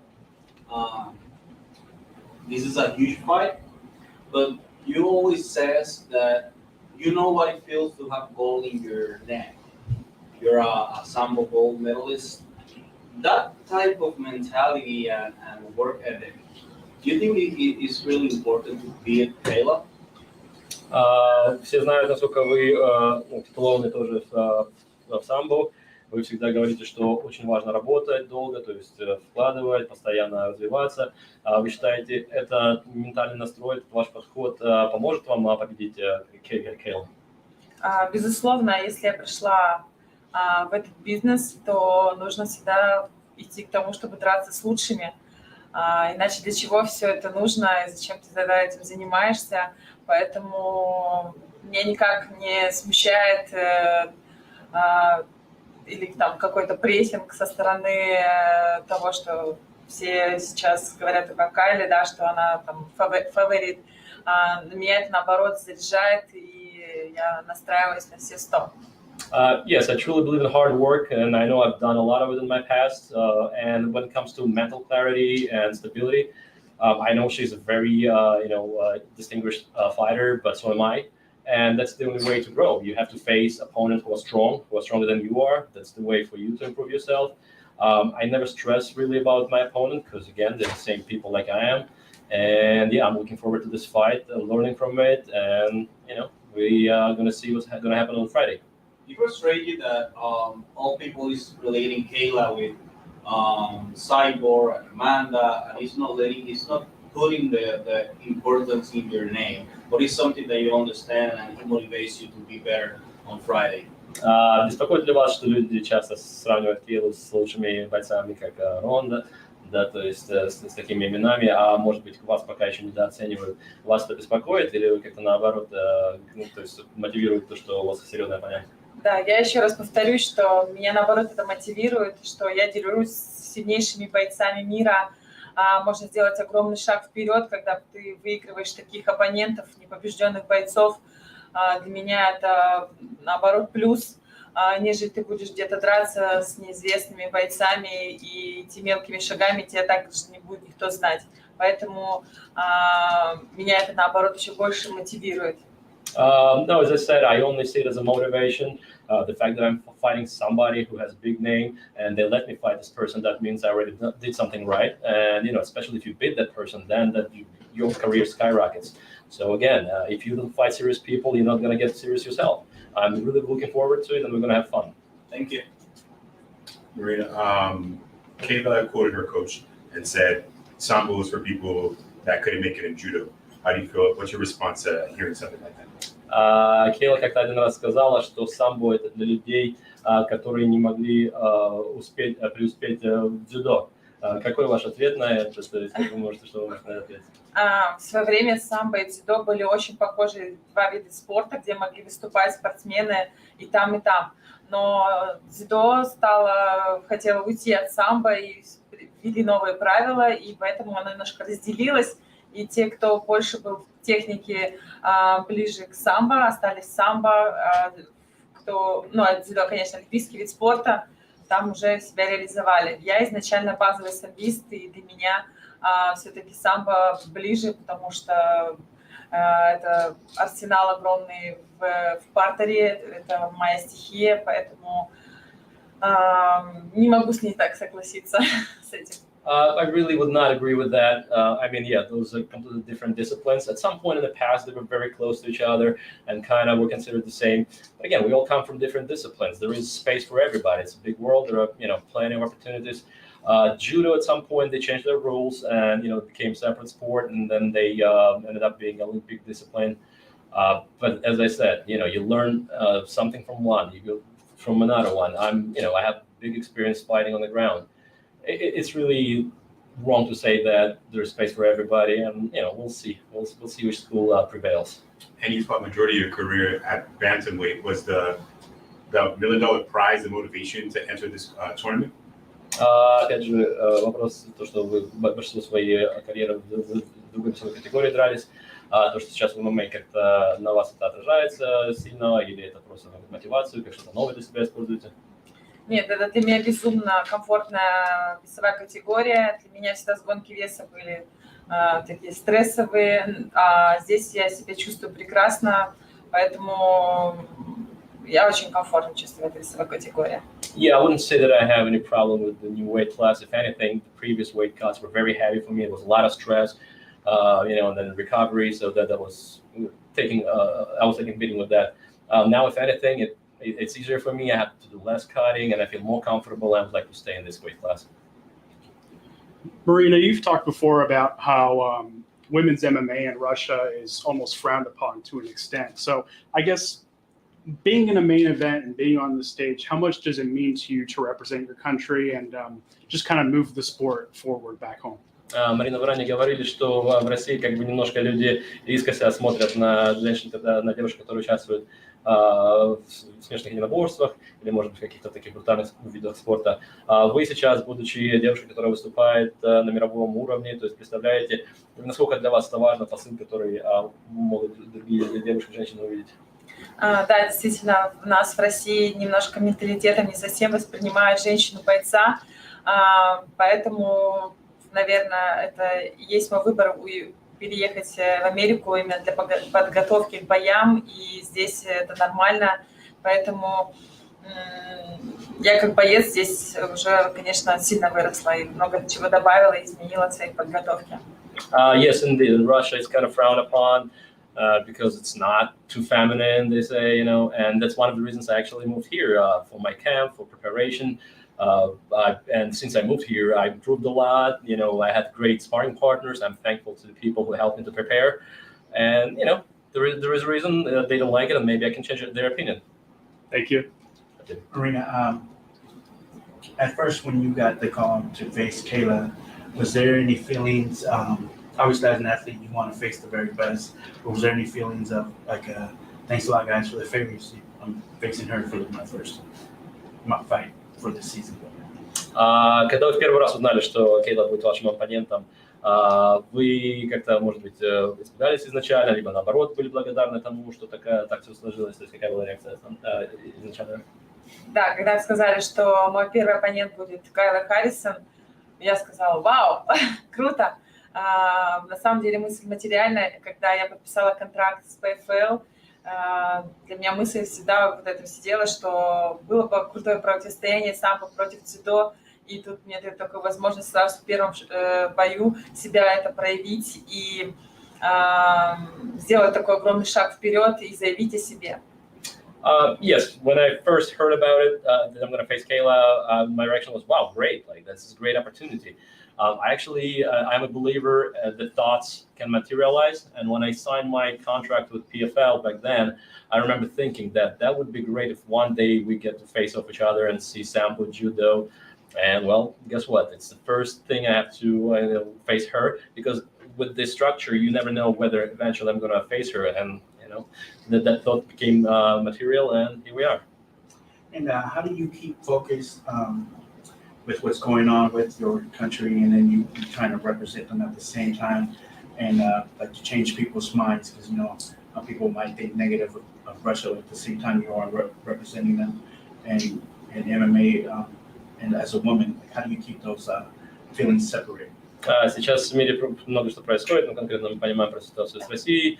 Вас это беспокоит, то есть где-то у вас в голове это отражается, может быть, как-то вы пытаетесь, наоборот, через свою нишу, через спорт единоборств показать, что, как вы представляете Россию, и несмотря на то, что все происходит, насколько на вас это отражается и беспокоит вас сейчас? Нет, сейчас, конечно, да, в мире происходит сейчас не совсем то, что бы хотелось, да, для нас всех. но это моя работа, я сейчас на ней сфокусирована, я не придаю этому значения, я нахожусь вообще в нейтральной стране. Америка очень дружелюбная страна, здесь нет никакого ущемления твоих прав из какой-то страны, и поэтому особо это никак на мне не отражается, ко мне никак не изменилось отношение. Я тренируюсь в своем зале Sanford MMA, которые мне безумно все поддерживают и помогали мне в этой подготовке, поэтому никак это не отразилось и на моей подготовке. Yes, indeed, we live during crazy times, and we know what's going on in Russia.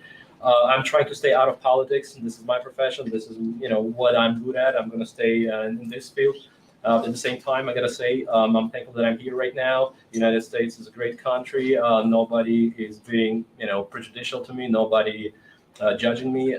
People know who I am. I'm, doing my best. I'm very thankful for people at Sanford. They nothing but the best. Nobody even looked at me the wrong way. So this is my sport. This is what I do. And as long as you're a good person, people know who you are, and you just gotta stay with the right people and feed the right energy. And last for me, is there anything in your downtime you want to go and see, or maybe some food to eat here while in Texas? В Техасе, если у вас возможность такая будет, вы уже думали, что вы хотите поделать, может быть, что-то увидеть, определенную какую-то еду попробовать, что-то увидеть, какие-то планы есть?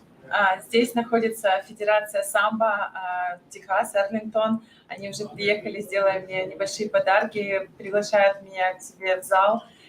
Если будет мне такая возможность, обязательно их зал посещу. Мне очень интересно, как именно здесь развивается самбо в Америке. Ведь это самбо — национальный вид спорта России. So I learned that here in Arlington they have Sambo Federation. They already came over, they brought me some presents, they greeted me, they invited me over to their gym. So if I have time, I definitely would like to go because this is the center of Sambo in the United States. I want to, get to see how they operate, maybe meet some proper people.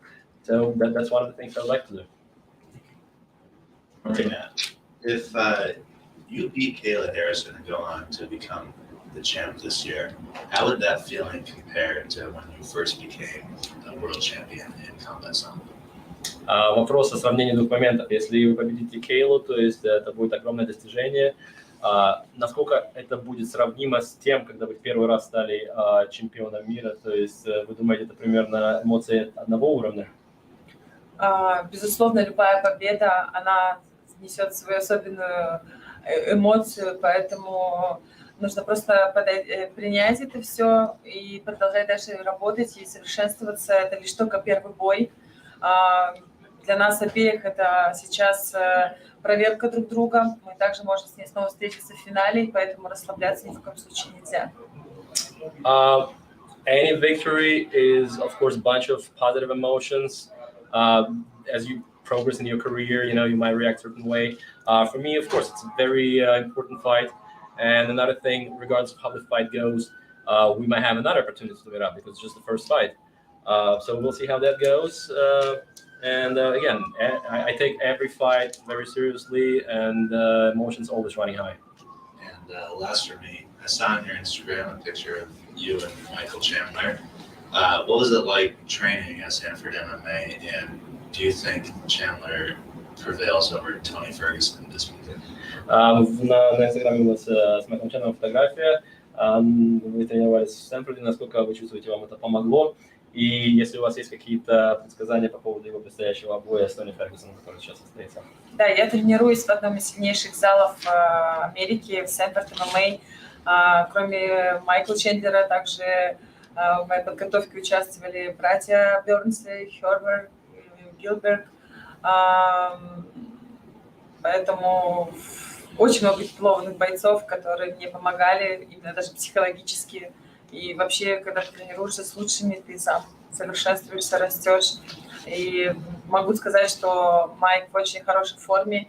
И я считаю, что победа будет за ним 7 мая. То есть 6 выступаю я, 7 он. Мы перед нашим отъездом друг другу пожелали удачи. Мы проделали сильный лагерь, поэтому мы готовы.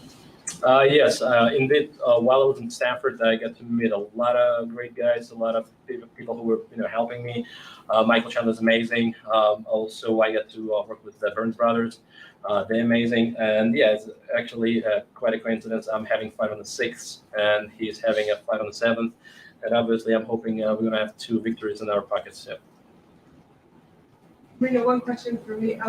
After you beat Kayla on Friday, who's going to be the first person that you call or text message? Вопрос такой: после того, как вы победите Кейлу в пятницу, кто будет первым человеком, кому вы позвоните, чтобы поговорить или, чтобы услышать поздравления? Я сразу звоню своему сыну. Для меня это огромная жертва. Это то, что я делаю сейчас. Я жертвую временем именно провождения со своим сыном. И я всегда после боя, всегда сразу же в камеру говорю, что я тебя безумно люблю, это победа для тебя, и первый звонок всегда только ему. That would be my son. That would be my son because I feel like I'm sacrificing his childhood in a way, instead of being with him and participating in his growing up. And not even the first call. Oftentimes I do it off the cage. I usually say to the camera, "Hello to my son." And so he's the main person in my life right now. Thank you. Yeah.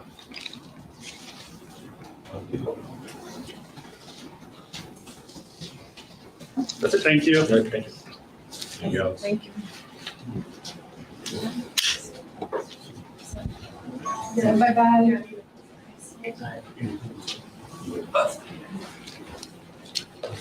Ready for Rory? Oh, okay.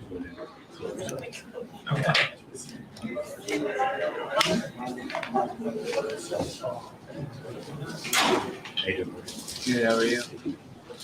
All right, I guess I'll start. Rory, so you were down there in Austin, Texas with Tim Kennedy down here. How'd you end up making that connection? Well, I've trained with John probably goes back 10 years, back when he was in New York at Henzo's. So, but I was meaning to go to Austin for a couple of years now.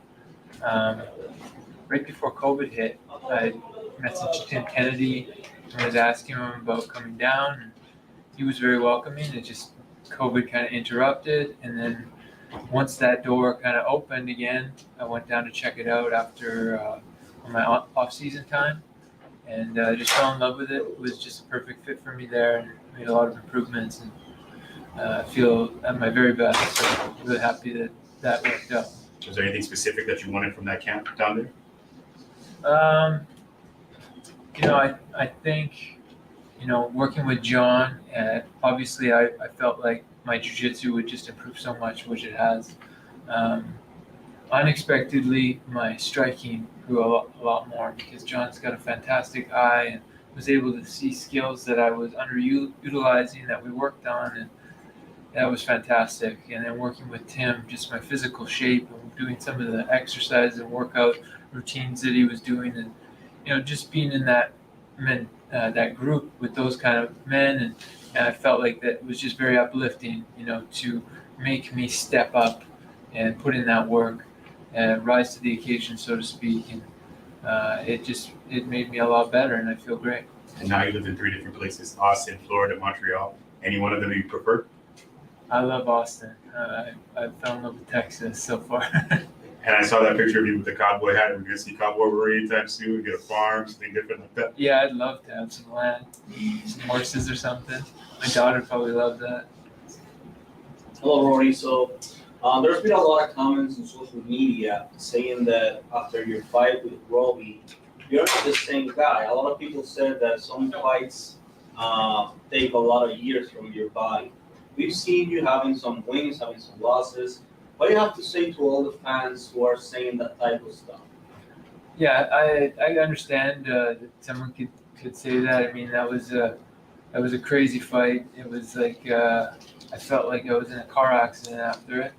But I'm thankful to God that I am extremely healthy, and mentally, physically, I feel very blessed to have been in this career for so long and feel like a very healthy individual compared to a lot of friends who've been in the sport for as long. I couldn't be happier with my physical condition, I don't feel like that fight took any years off of me. I've been pretty mindful about my health and taking care of myself, and I feel great. What are your thoughts on this year season? A lot of people are having like a lot of dream matches, having you on it. What are your thoughts on this year season of PFL? Yeah, there's some good competition out there. Obviously losing my fight to Ray, I'd like to get that one back. And I feel like this year with the work that I've put in and the place that I'm at now, I feel like I'll be more than prepared to rise to the occasion and perform at my very best and take out him and the rest of the competition. Thank you. Rory, with the season format in the PFL, obviously the biggest difference is the activity level. Quick turnarounds in between fights. Was that an adjustment period for you last season in terms of just getting used to the quick turnarounds in between fights? Yeah, sure. It was a bit tight, and especially there was some. I didn't understand the schedule, and I got kind of mixed up, and then it was even more rush, COVID on top of it. Everything was it was a lot going on for my first season at PFL, but no excuses. I like the format. It's a grind. I personally believe it's the toughest tournament out there that you can go through. It's grueling, physically and mentally. You got to be focused, hungry, and you got to be able to put in the work and withstand, the fights and the training that you have to go through, the weight cut. So it's a lot, but I feel like that experience last year prepared me to be the winner this year. What are some of the biggest differences in terms of how the PFL treats its fighters versus Bellator and the UFC? Well, I feel very happy with PFL.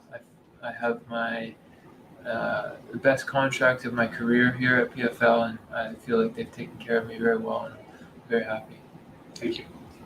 Rory, what were some of the things that you learned about yourself as a fighter and as a person after last year? So you started off strong, coming in with the win, and then the back-to-back, decision losses. So was there something in particular that kind of stood out that you learned about yourself last year? Nothing that I could really pinpoint, no. And, I guess, the second fight of the season last year was against Gleason. A lot of people thought you won that fight. He's kind of been in a couple of controversial sort of decisions. A lot of people think that he beat Khabib. A lot of people, think that you beat him, obviously. So, what do you think about him? Because there's a chance that you could, run into him again this year. Well, it's out of his hands, is what the judges do. I mean, I don't hold it against him that he got the decision. He's a great fighter with a lot of experience, and I don't mind fighting him again. I feel very confident. I feel even more confident having fought him already and feeling better than I did last year with the training that I've put in. So that's not a problem. He's a great fighter, and I think we would have another great fight. Hey, Rory, you mentioned the place where you are now. Is that mentally? And I guess we all go through it at some point in time. Athletes probably go through it after some of their performances. Did you have to do any type of soul searching after those performances and maybe find a different motivation in your career to keep fighting? No, I just need to get back on my horse. Not my first time, being down in the pits in this career. It is challenging to, lose that bad, and it sucks. It can be very unmotivating, and you get a lot of outside voices start coming in. It's not nice, but you got to be a strong person to take that and keep going with what you believe in and pursue my dream. And I did all that I could to fix the mistakes by making sure that I'm prepared to go in there and be at my best this year. And I'm here feeling my very best. I've never felt better, so I'm looking to show. I'm looking to show that up there on this Friday.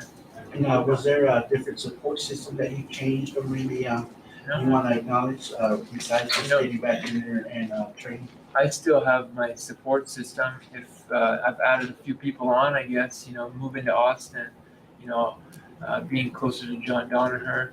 I've really got to spend a lot of time with Tim Kennedy and some of our friends down there, that training partners that I've really clicked with, and we've formed a bond and, a circle of friends that has been good for me. I'm joyful going into, prepare for fights. That's a big part of it. But, I'm still based out of Montreal with my family there, and my coach Faraz at TriStar. So my support system is still generally the same, with a few people added on, moving to Texas. And last for me is, Austin is known, they say keep it weird, keep Austin weird. Have you had your weird moment yet, that one? No, not really. What I do is weird, so, just fighting people every day, fighting friends. Yeah, Roy, you having John Donaher in the corner? Yeah. What does that mean to you? It's just being like, I'm from Denver, based in New York too, and he's like legendary being on GSP's corner, and how's that going? Yeah, well, he's been in my corner a few times before, so it's always a pleasure. John's he's extremely skilled at what he does, and he's a real blessing and an asset in my corner to have his opinion and his eyes there to steer me in the right direction. So he's a valuable piece of my team. Right. Your opponent, Brett, he mentioned that he thinks this fight is going to be tactical, maybe a little slow. Do you have a vision of how this fight goes? Tactical and fast.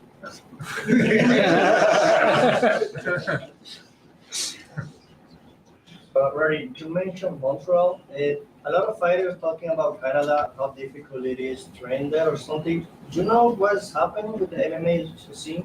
Yeah, so it's just like the rules with COVID. It differs province to province. It's loosened up a lot now where I am in Quebec, but basically they shut down gyms in Canada, so people weren't allowed to go and train. But professional fighters, they need to prepare for their fights and stuff like that. It just made things a lot more complicated. And people who are out of country coming into training camps weren't able to do that, so it just kind of like slowed everything down. Sorry. Yeah, no problem.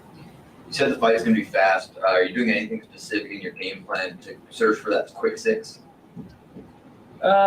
You know what? I just not rushing anything by any means. It's just I feel like I've prepared the way I've prepared in my sparring, in the skills that I've been trying to sharpen. It's not to go out and win a decision. It's go to put people away. And is that Gleison Tebow decision from last year kind of weighing in that same? Honestly, that fight it doesn't weigh on me. I've had another fight since then. I'm more upset with my last loss, which was with Ray. Those outside forces I can't control. I feel like I did pretty good in that fight, and I won that fight pretty clearly. I didn't get the other people, the judge's opinion on that. But what I'm more affected by personally is how I performed in my last fight. So that's something I'm more focused on, is making that wrong right and going out there and performing like I should. Yeah. I got one last one for us. If you can come up back there. Yep. If that's okay. If you can come up. Come up, sure. For us, you've trained Rory since he was super young. Now you see him grown man, has kids now. What's the most proud? How proud are you of him? I couldn't be happier with Rory. He's an incredible fighter. He's an even better husband and father. He's what every man should be. And look, he walks the walk. He trains hard. He comes in there, puts it on the line every time. And there's another $1 million tournament. This time, I think he's gonna win this one and impress everybody.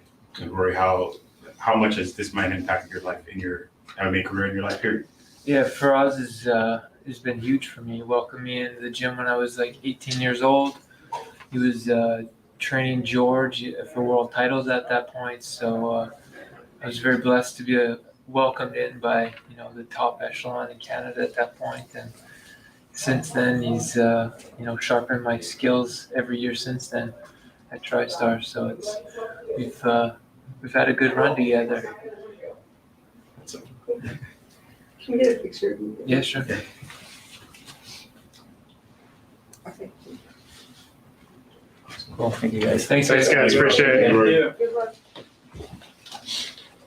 Really good.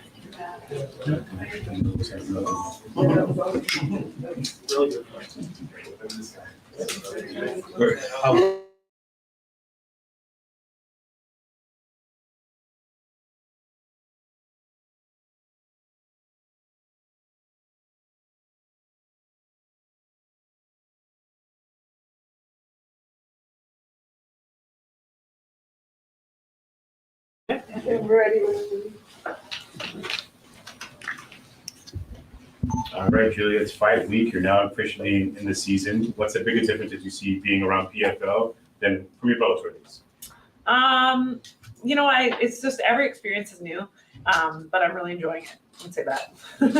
And do you feel like you should be considered one of the women's MMA GOATs because of your strength of schedule? You fought Ronda Rousey, Mania, and so many people on your schedule. You might fight Kayla Harrison this season. Do you think you should be considered in that conversation when people speak about it, as you being a former champion as well? I mean, I think it's for people to decide, not me. So, it's up to you guys. Kayla, sorry. Julie, do you think if you meet Kayla later on and you do have the opportunity to face her, and you do beat her, do you think that validates your career at any point? Because your only losses have been to the three GOATs that many can argue back and forth. Again, I can't look past what I got a big task on Friday night, and then it's a next step and a next step. So I'm just kind of, if it comes down to it, obviously that's somebody that I definitely want to beat. And I came here for the biggest challenges. It's one thing that excited me about coming to PFL. So I gotta worry about my Friday night first, and then from there, next step. How much preparation went into the outlook of the entire season as a whole? Because the schedule, the back-to-back, the consistent schedule, so to speak, right? So how much did that change your preparation? It changed it a lot, and also just not knowing who I'd be fighting right away. So preparing for, could be Kayla first, could be Pacheco first, could be Marina first, so just preparing for that kind of wide array of everyone's got a different skill set, and just being totally, I feel like it made me a better mixed martial artist, forced me to focus on my weaknesses, learn new skills, and just develop myself to be as great as I possibly can be. And that's where I'd say the big change for me in my mindset is going forward, because it's like with Bellator, I knew it was always going to be like her or her, it was never like a mix of like, okay, it could be any of these. Well, there could have been, I didn't even know who was going to be a part of the season in the beginning. So it could have been other girls too. So I think that overall it just made me more complete, and also just knowing that it's a season. So there's no off switch. It's like, okay, it's go time, and it's go time until the end, And that's what excited me. I had these long 1-year gaps between my fights in Bellator. It frustrated me. I think that any mixed martial artist can say that this is pretty cool what PFL is doing. And I'm so happy to be here. And you have Genah on Friday. Yeah. How much have you, studied her game and kind of looked at what she's done in the PFL? Obviously, her season ended with that loss to Kayla Harrison last year. So did you take anything away from that you can apply to? Absolutely. Absolutely. Study. We do film study every week, break down our opponents, prepare, because it's about preparation too, going in there and knowing who you got. Like, I want to know the person. I want to know everything about the person I'm fighting. And I know that she's been working her butt off. I know that she's probably very disappointed with her last performance against Kayla, and that she's going to come in hungry and with some more skills under her belt. But that's what I'm prepared for. I didn't come here to get easy fights and people that I can walk all over. I came here to test myself, show how great I am. And that's what I plan on doing. And obviously, like you kind of touched on it a little bit, not knowing the schedule and who you're going to be facing. Like, if you had your choice, would you rather face Kayla earlier or later in the season? You know what? I don't know. I kind of was like, it is what it is. So I'm cool with anything. And that's my mentality. That's like, I'm cool with whoever I fight. I'm ready for whoever I fight, and it'll be what it'll be. But yeah, that's my mentality.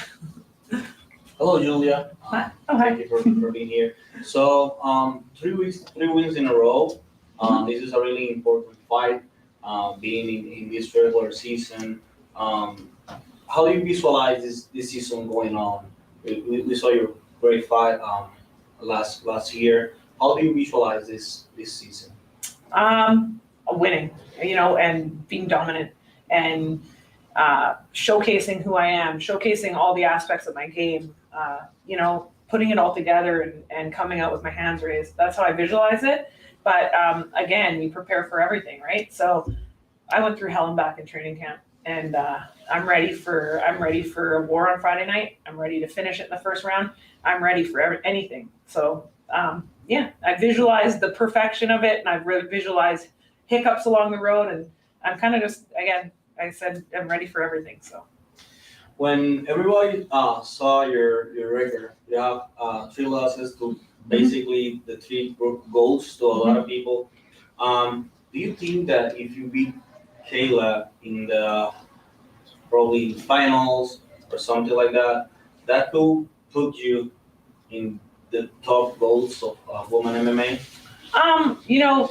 Again, it's something that I don't really think that much about. Every opponent, I just kind of take it one step at a time, and whoever it is that I'm facing, obviously those losses piss me off. I'm a competitive mixed martial artist that I want to be the best. So they piss me off. I want them back, but again, I'm here and I've got a new slate to start with, and yeah, I want to win. I want to beat every single girl in this division and have my hands raised with the belt at the end of the season. So that's what I want. But again, that starts Friday night against Genah. So not looking past her. Actually, some of them are retired pro wrestling. They are having ups and downs, but you're getting up. How's your preparation? Because you're having a 3-win streak. You're having this fight on Friday. How's been your preparation physically and mentally? Great. I think my experience is what I bring to the table. It's one of the things that all these learning experiences throughout the way, and these, the things that don't break you make you stronger. Having that mentality, knowing who I am, having to face those, it's facing yourself at the end of the day. And I think that with my skills and with my experience in the sport, that's one thing I know I've done. I don't know about the other girls, but I've had to look at myself. I've had to start back after big losses and losing my belt against Cyborg and kind of decide, do I still want this? I have to ask those questions, and I've answered those questions, and I'm hungrier than ever. So, yeah. Thank you. Julia, what would you say would be the biggest difference in terms of how you feel at 155 pounds versus 145? Just so strong. Oh my God. It's been awesome. It's been cool to not be super stressed about weight. I just had to stress about his weight cut last week. So, I gotta, again, and I get to live, again, Jen is a southpaw 155er, and I live with, to me, one of the best 155ers out there at Southpaw.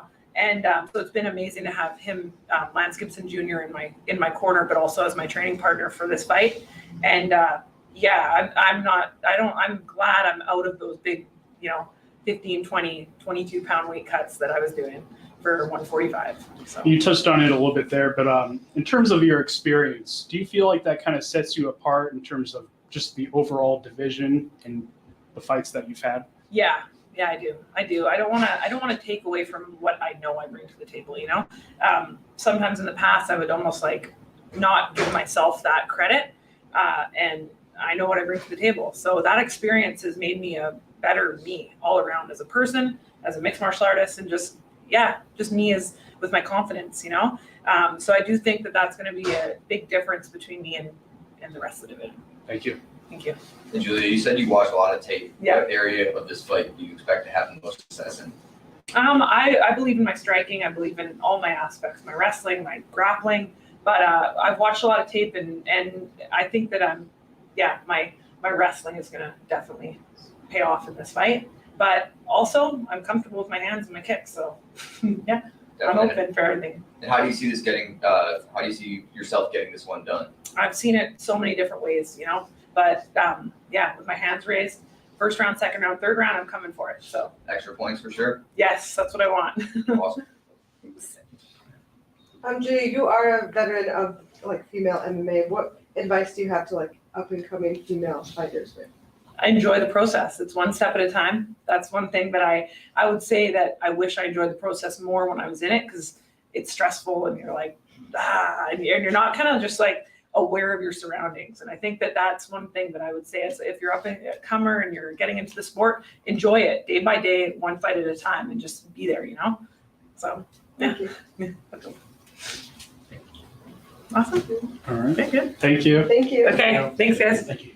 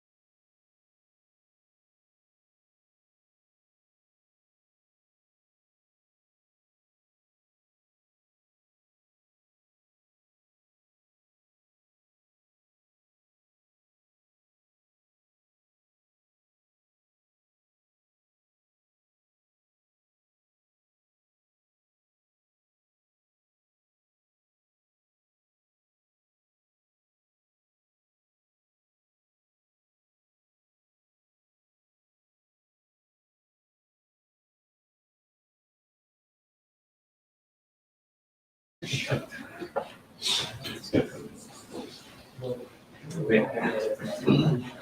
I was not sure what you were saying. I believe that's what you have to do next. It's showtime. Let's go. What's up, everybody? All right. Sure. Thank you. All right. Anthony, how you doing today, boss? Good, man. Good. So I know you've been training a lot of different gyms this time around this season. Do you feel you would have preferred to do that earlier in your career, and how has it helped? No, you know what? I think I've trained a lot of different gyms, but I had the same team that's coming with me. I flew in my coaches. Dude Rivers is still with me. Jorge Capetillo, Diego Marias for my jiu-jitsu. More moving the gyms for training partners. And yeah, I think right now Vegas has just got so much talent out there, man. Cowboy Cerrone, Clay Guida, Yair Rodriguez, you name it, they're out there. Kamzat was there too as well. I mean, that dude's a monster. So it's being able to train with those guys, and yeah, obviously it's definitely a plus. But I don't think back then, early in my career, that wasn't an option. There was no UFC PI. There was no a hub where all the fighters would go. Yeah. And how are you able to still use the UFC PI when not being signed to the UFC? Well, I'm Showtime, bro. Okay. And one last one for me, seeing your brother win that championship this past year, how much did that motivate you to get your own belt this year when they're going to go? I was just talking about that, to see his progress this year. I mean, he bought his first house, got engaged, won his world title, defended his world title. Like, to see where he's at in his life, and I'm just proud of him. 'Cause I remember how that felt for me, man, being right in that same spot and transitioning to becoming from a contender to a champion. And it's definitely a big jump. And the crazy thing is I had the same thing happen. I had a knee surgery right after I beat Genah Henderson. I had a year off, had a coach the Ultimate Fighter. So he's kind of in the same boat I am. I've been there before, so I'm just giving him all the advice I can. Yeah, I was going to ask you a question about giving advice about that. Somebody else can go ahead. Anthony, a big thing that's changed for you is obviously you're a promoter now. So just kind of talk about what you've learned through that whole process, and has anything surprised you at all? It's not easy. Yeah, and it's definitely way more expensive than I thought. You know, like going into that first fight card, we did it in Florida, and it wasn't in my hometown, or like I don't really have that many ties to that town. So developing the relationships, finding the venues, finding the fighters, it's a hard process, you know. And I'm looking forward to doing another one, but like more now with experience. You know, now that I have some experience here, I think it'd be better. You've talked a lot about just kind of the pressure that you had last season, joining a new promotion and everything. Do you feel sort of relieved of that pressure now, or what's kind of been the biggest difference between last season and getting ready for the season? Yeah, I think just experience, man. Like last season, I admitted to myself, I had to be my biggest critic. Like I didn't take it as serious as I should have.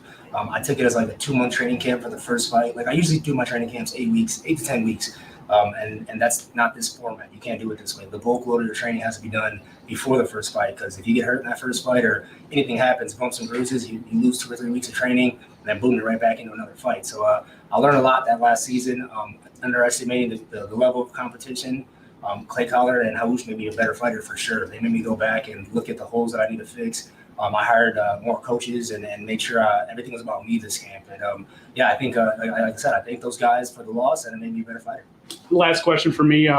Obviously, one thing that makes the PFL super unique is the quick turnarounds in between fights. Just kind of talk about, was that a big adjustment period for you coming from the UFC and all that? Oh man, it was huge. And then also we had the bubble, so it was like we had probably 3 or 4 weeks at home, and like the first 2 of the 4 weeks I was healing up my leg injuries from kicking so much. So like adjusting to like what kind of style I'm gonna fight the first fight, how much I'm gonna put my body at risk, thinking about all that. I never thought about that before. You know, this is the hardest level, the hardest form of combat sports. Like having to go every 8 weeks 4 times, and no matter what happens, you just gotta. The commission is like, hey, is anything hurt? Nope. Like no, nothing's hurt. Go on to the next one. So yeah, it's hard to. I mean, it was definitely a new thing for me. I never did it. So I think now I'm starting with some experience, and I know what to expect. Thank you. Hey, Anthony. So when you a few years ago, you were like one of the toughest face from Latinos in the MMA. Mm-hmm. We've been seeing that a lot of Mexicans are getting top. How you see the difference between Latin fighters evolving and having more opportunities when you began versus now? Oh, it's huge, man. I think when I first started in the UFC, I won the belt in 2013. They had me go to Puerto Rico and do like a tryout. And I got to see the level of skill in Puerto Rico of like where guys were at. And there was definitely some talent, but they were lacking in the wrestling and the jiu-jitsu area. And now to see these guys progressing, and like gyms like Ryan Gordon moved out there for a little bit with his coach. Danaher was out there. It's like they're having access to better training partners. They're cultivating Mexico and putting performance institutes there, and then other organizations are going to scout guys out. you know, I'm in the management business too, so I get to see like the level of everybody, like where they're at, and it's progressed like crazy over the last 5 years, I would say.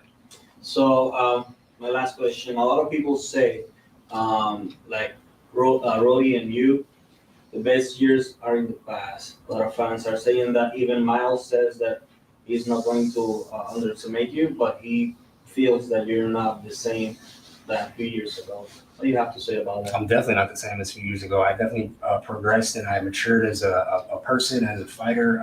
If he's basing that off of my last season, I hope so. Because this season I put the work in and no corners were cut. So we'll see on Friday what kind of Anthony Pettis shows up. Thank you. Thank you. Hey, Anthony. We from Brazil. So talk about the fight with Harush last year and how you possibly see fighting him again.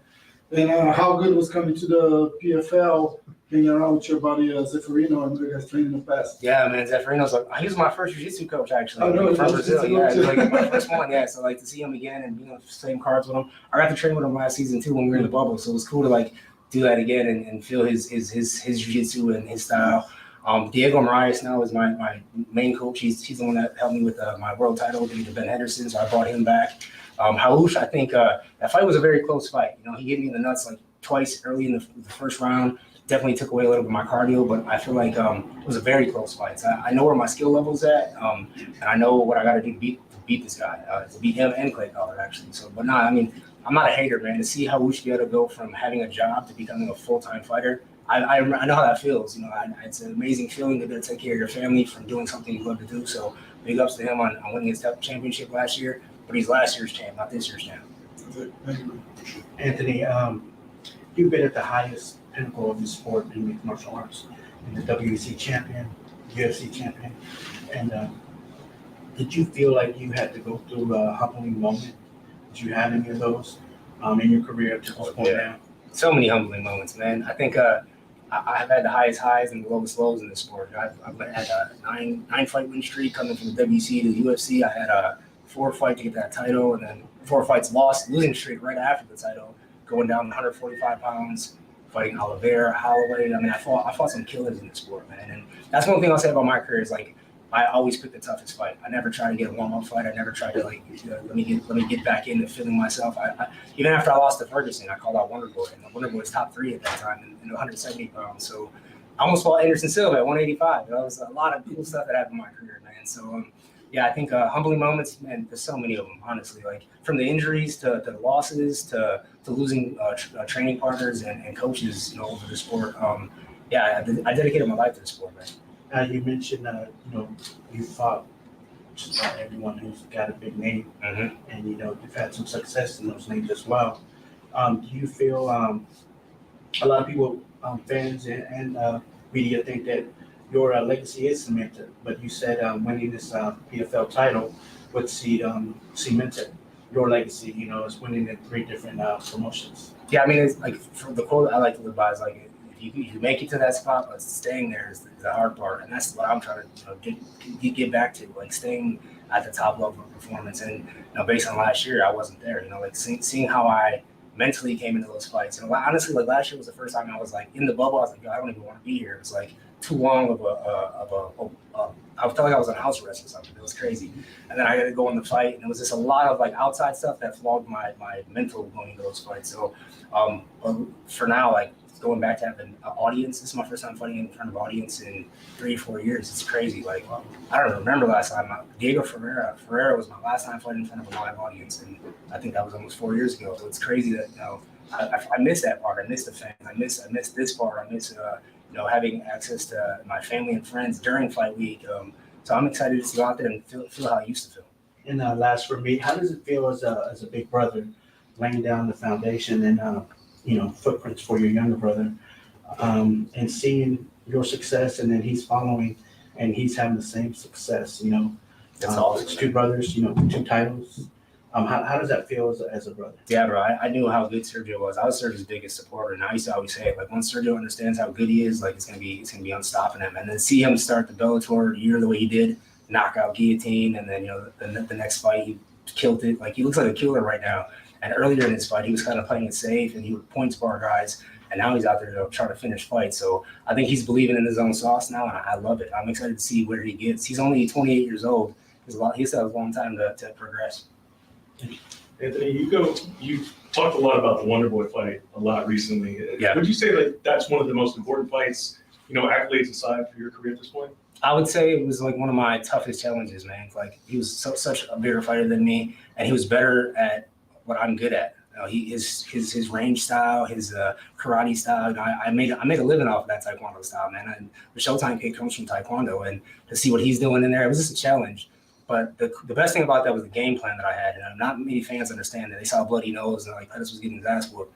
I was low kicking him so I can get his stance to lighten up. Once his stance went from here to here, that's when the knockout happened because he couldn't pull back. So the way it happened and like knowing that I followed that game plan and I didn't break it, that was like one of my best performances. Absolutely. And 11 years ago, I believe only 2 fights you had in Texas, right? Houston, I fought. Jeremy Stevens, I fought. Jeremy Stevens, exactly. Yeah. 11 years ago, you fought Jeremy Stevens. So how crazy is it for you guys to be in the same division again here in PFL with the opportunity you guys could face each other again? Yeah, man. Honestly, I'm not really I want the losses. I want Clay and Halush. I really didn't think about Jeremy that much. That happens, it happens. But like for me, I want to revenge what happened last season. Did you watch that fight? I did. Yeah, I made money on it too. Anthony, last time we talked, it was What's up, bro? How are you? Good. Anthony Pettis Fighting Championship, like in Florida, it was a great time. You had a promoter hat on. How does it feel? Kind of put that hat just off to the side for a second, get that fight hat. Oh, it's amazing, man. Like even watching those fights, it amps you up. I don't care what level it is now. Like even at NAFC, my little cousin fought Angelo Pettis, and watching him fight, it's like that heartbeat goes. And I was born to do this, man. This is what I was definitely born to be a fighter. And seeing where I'm at now, having the management company, my own promo company. Texting my fighters that are fighting Friday night with me. We're all in this boat together. How much weight do you gotta cut? Like, it's cool. And then, a lot of people this whole week, a lot of media about legacy. I've been hearing a lot about that. It's almost, I want to kind of go the opposite of it. Is like, but just forget about legacy. Let's forget about the future. We got Anthony Pettis 2022. Mm-hmm. Like, let's win this year. And like, what do you think about a lot of the outside noises about like, championship in multiple different, organizations, all that? It's like, no, it's Pettis 2022 time. I think last season I was thinking that too, man. It fogs your vision up, right? Like you got to get in there, and win each minute of each round, and beat the guy in front of you. So I'm pulling myself back. I'm hearing it. I definitely, that is my goal, obviously, to become a champion. But I need to win these next fights one round at a time. And I did the work, man. So I feel good. My coach, Capatio over here, had me running every morning at 6 a.m. He wouldn't let me miss, bro, and it's showing. Our guy, Dean Toole, he kind of gives me a text every once in a while. He's like, hey, Anthony's really on this fight or on this football game. You're plus 170, under 2.5 rounds, minus 260. What are we looking at? I don't bet on myself, so I don't even look at that. Okay. No, I can't. So I don't know, man. You take your pick on that. Who makes money? Thank you, my man. Anthony, one more for me. The judging hasn't been too kind for you here in the PFL. So is it important for you to go out there and get a finish and keep them out of it this time around? I just can't have it that close, man, because like some fights were close. Like if I would have won that Halush fight, people would have been like, Halush might have won that. Like vice versa. I heard it the other way around. So it's my job to make sure the judges aren't part of that. And if they are part of it, it's very clear who won the fight.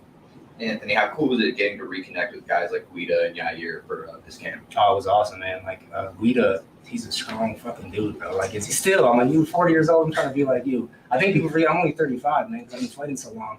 And these guys are 5 years older than me, like Cowboys. He turned 39 when we were training. Like, the day we sparred each other, it was his birthday. He turned 39 years old, so I'm like, man, it's crazy to see. Even like Tony Ferguson, he's up there. Like the generation that I was competing with are hitting their 40s, man. You're our favorite. Like, I was with him also, so yeah, I think being able to train with these guys again and just sharing just what we did together, man. We're kind of the pioneers of this thing. And then you mentioned Jorge a lot. Is it safe to say that there's going to be a big kind of focus on your boxing in this fight? I think Clay Collard, like I said, he made me a better fighter, man. He made me focus on my hands a lot. Like to see what he was doing in the boxing ring, and they brought that into MMA. It was like, I have the kicks, I have this crazy jiu-jitsu.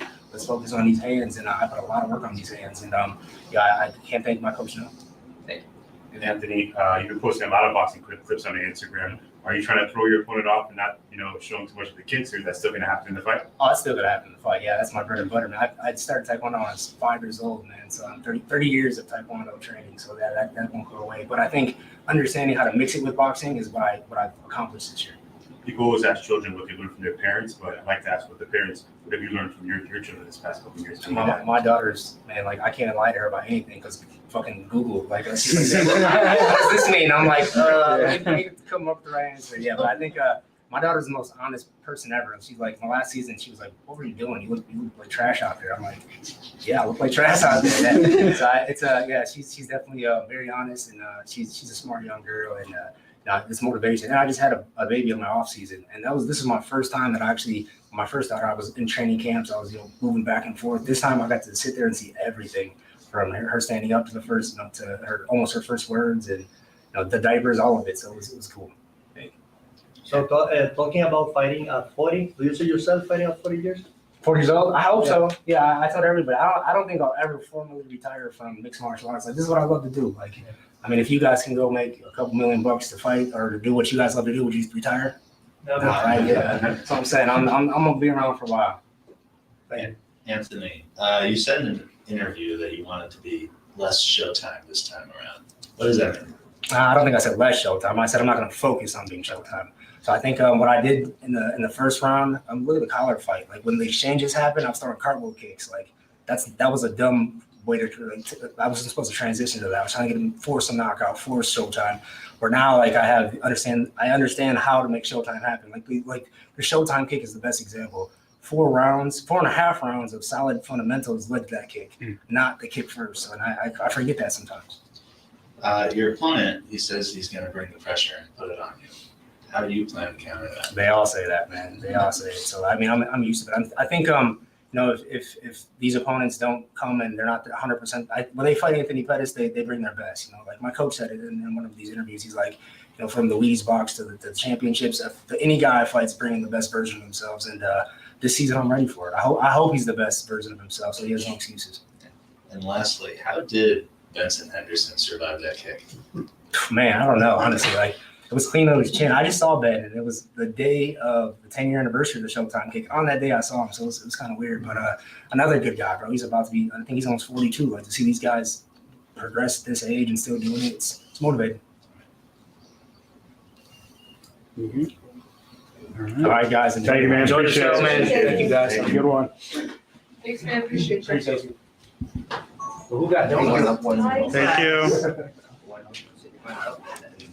Thank you.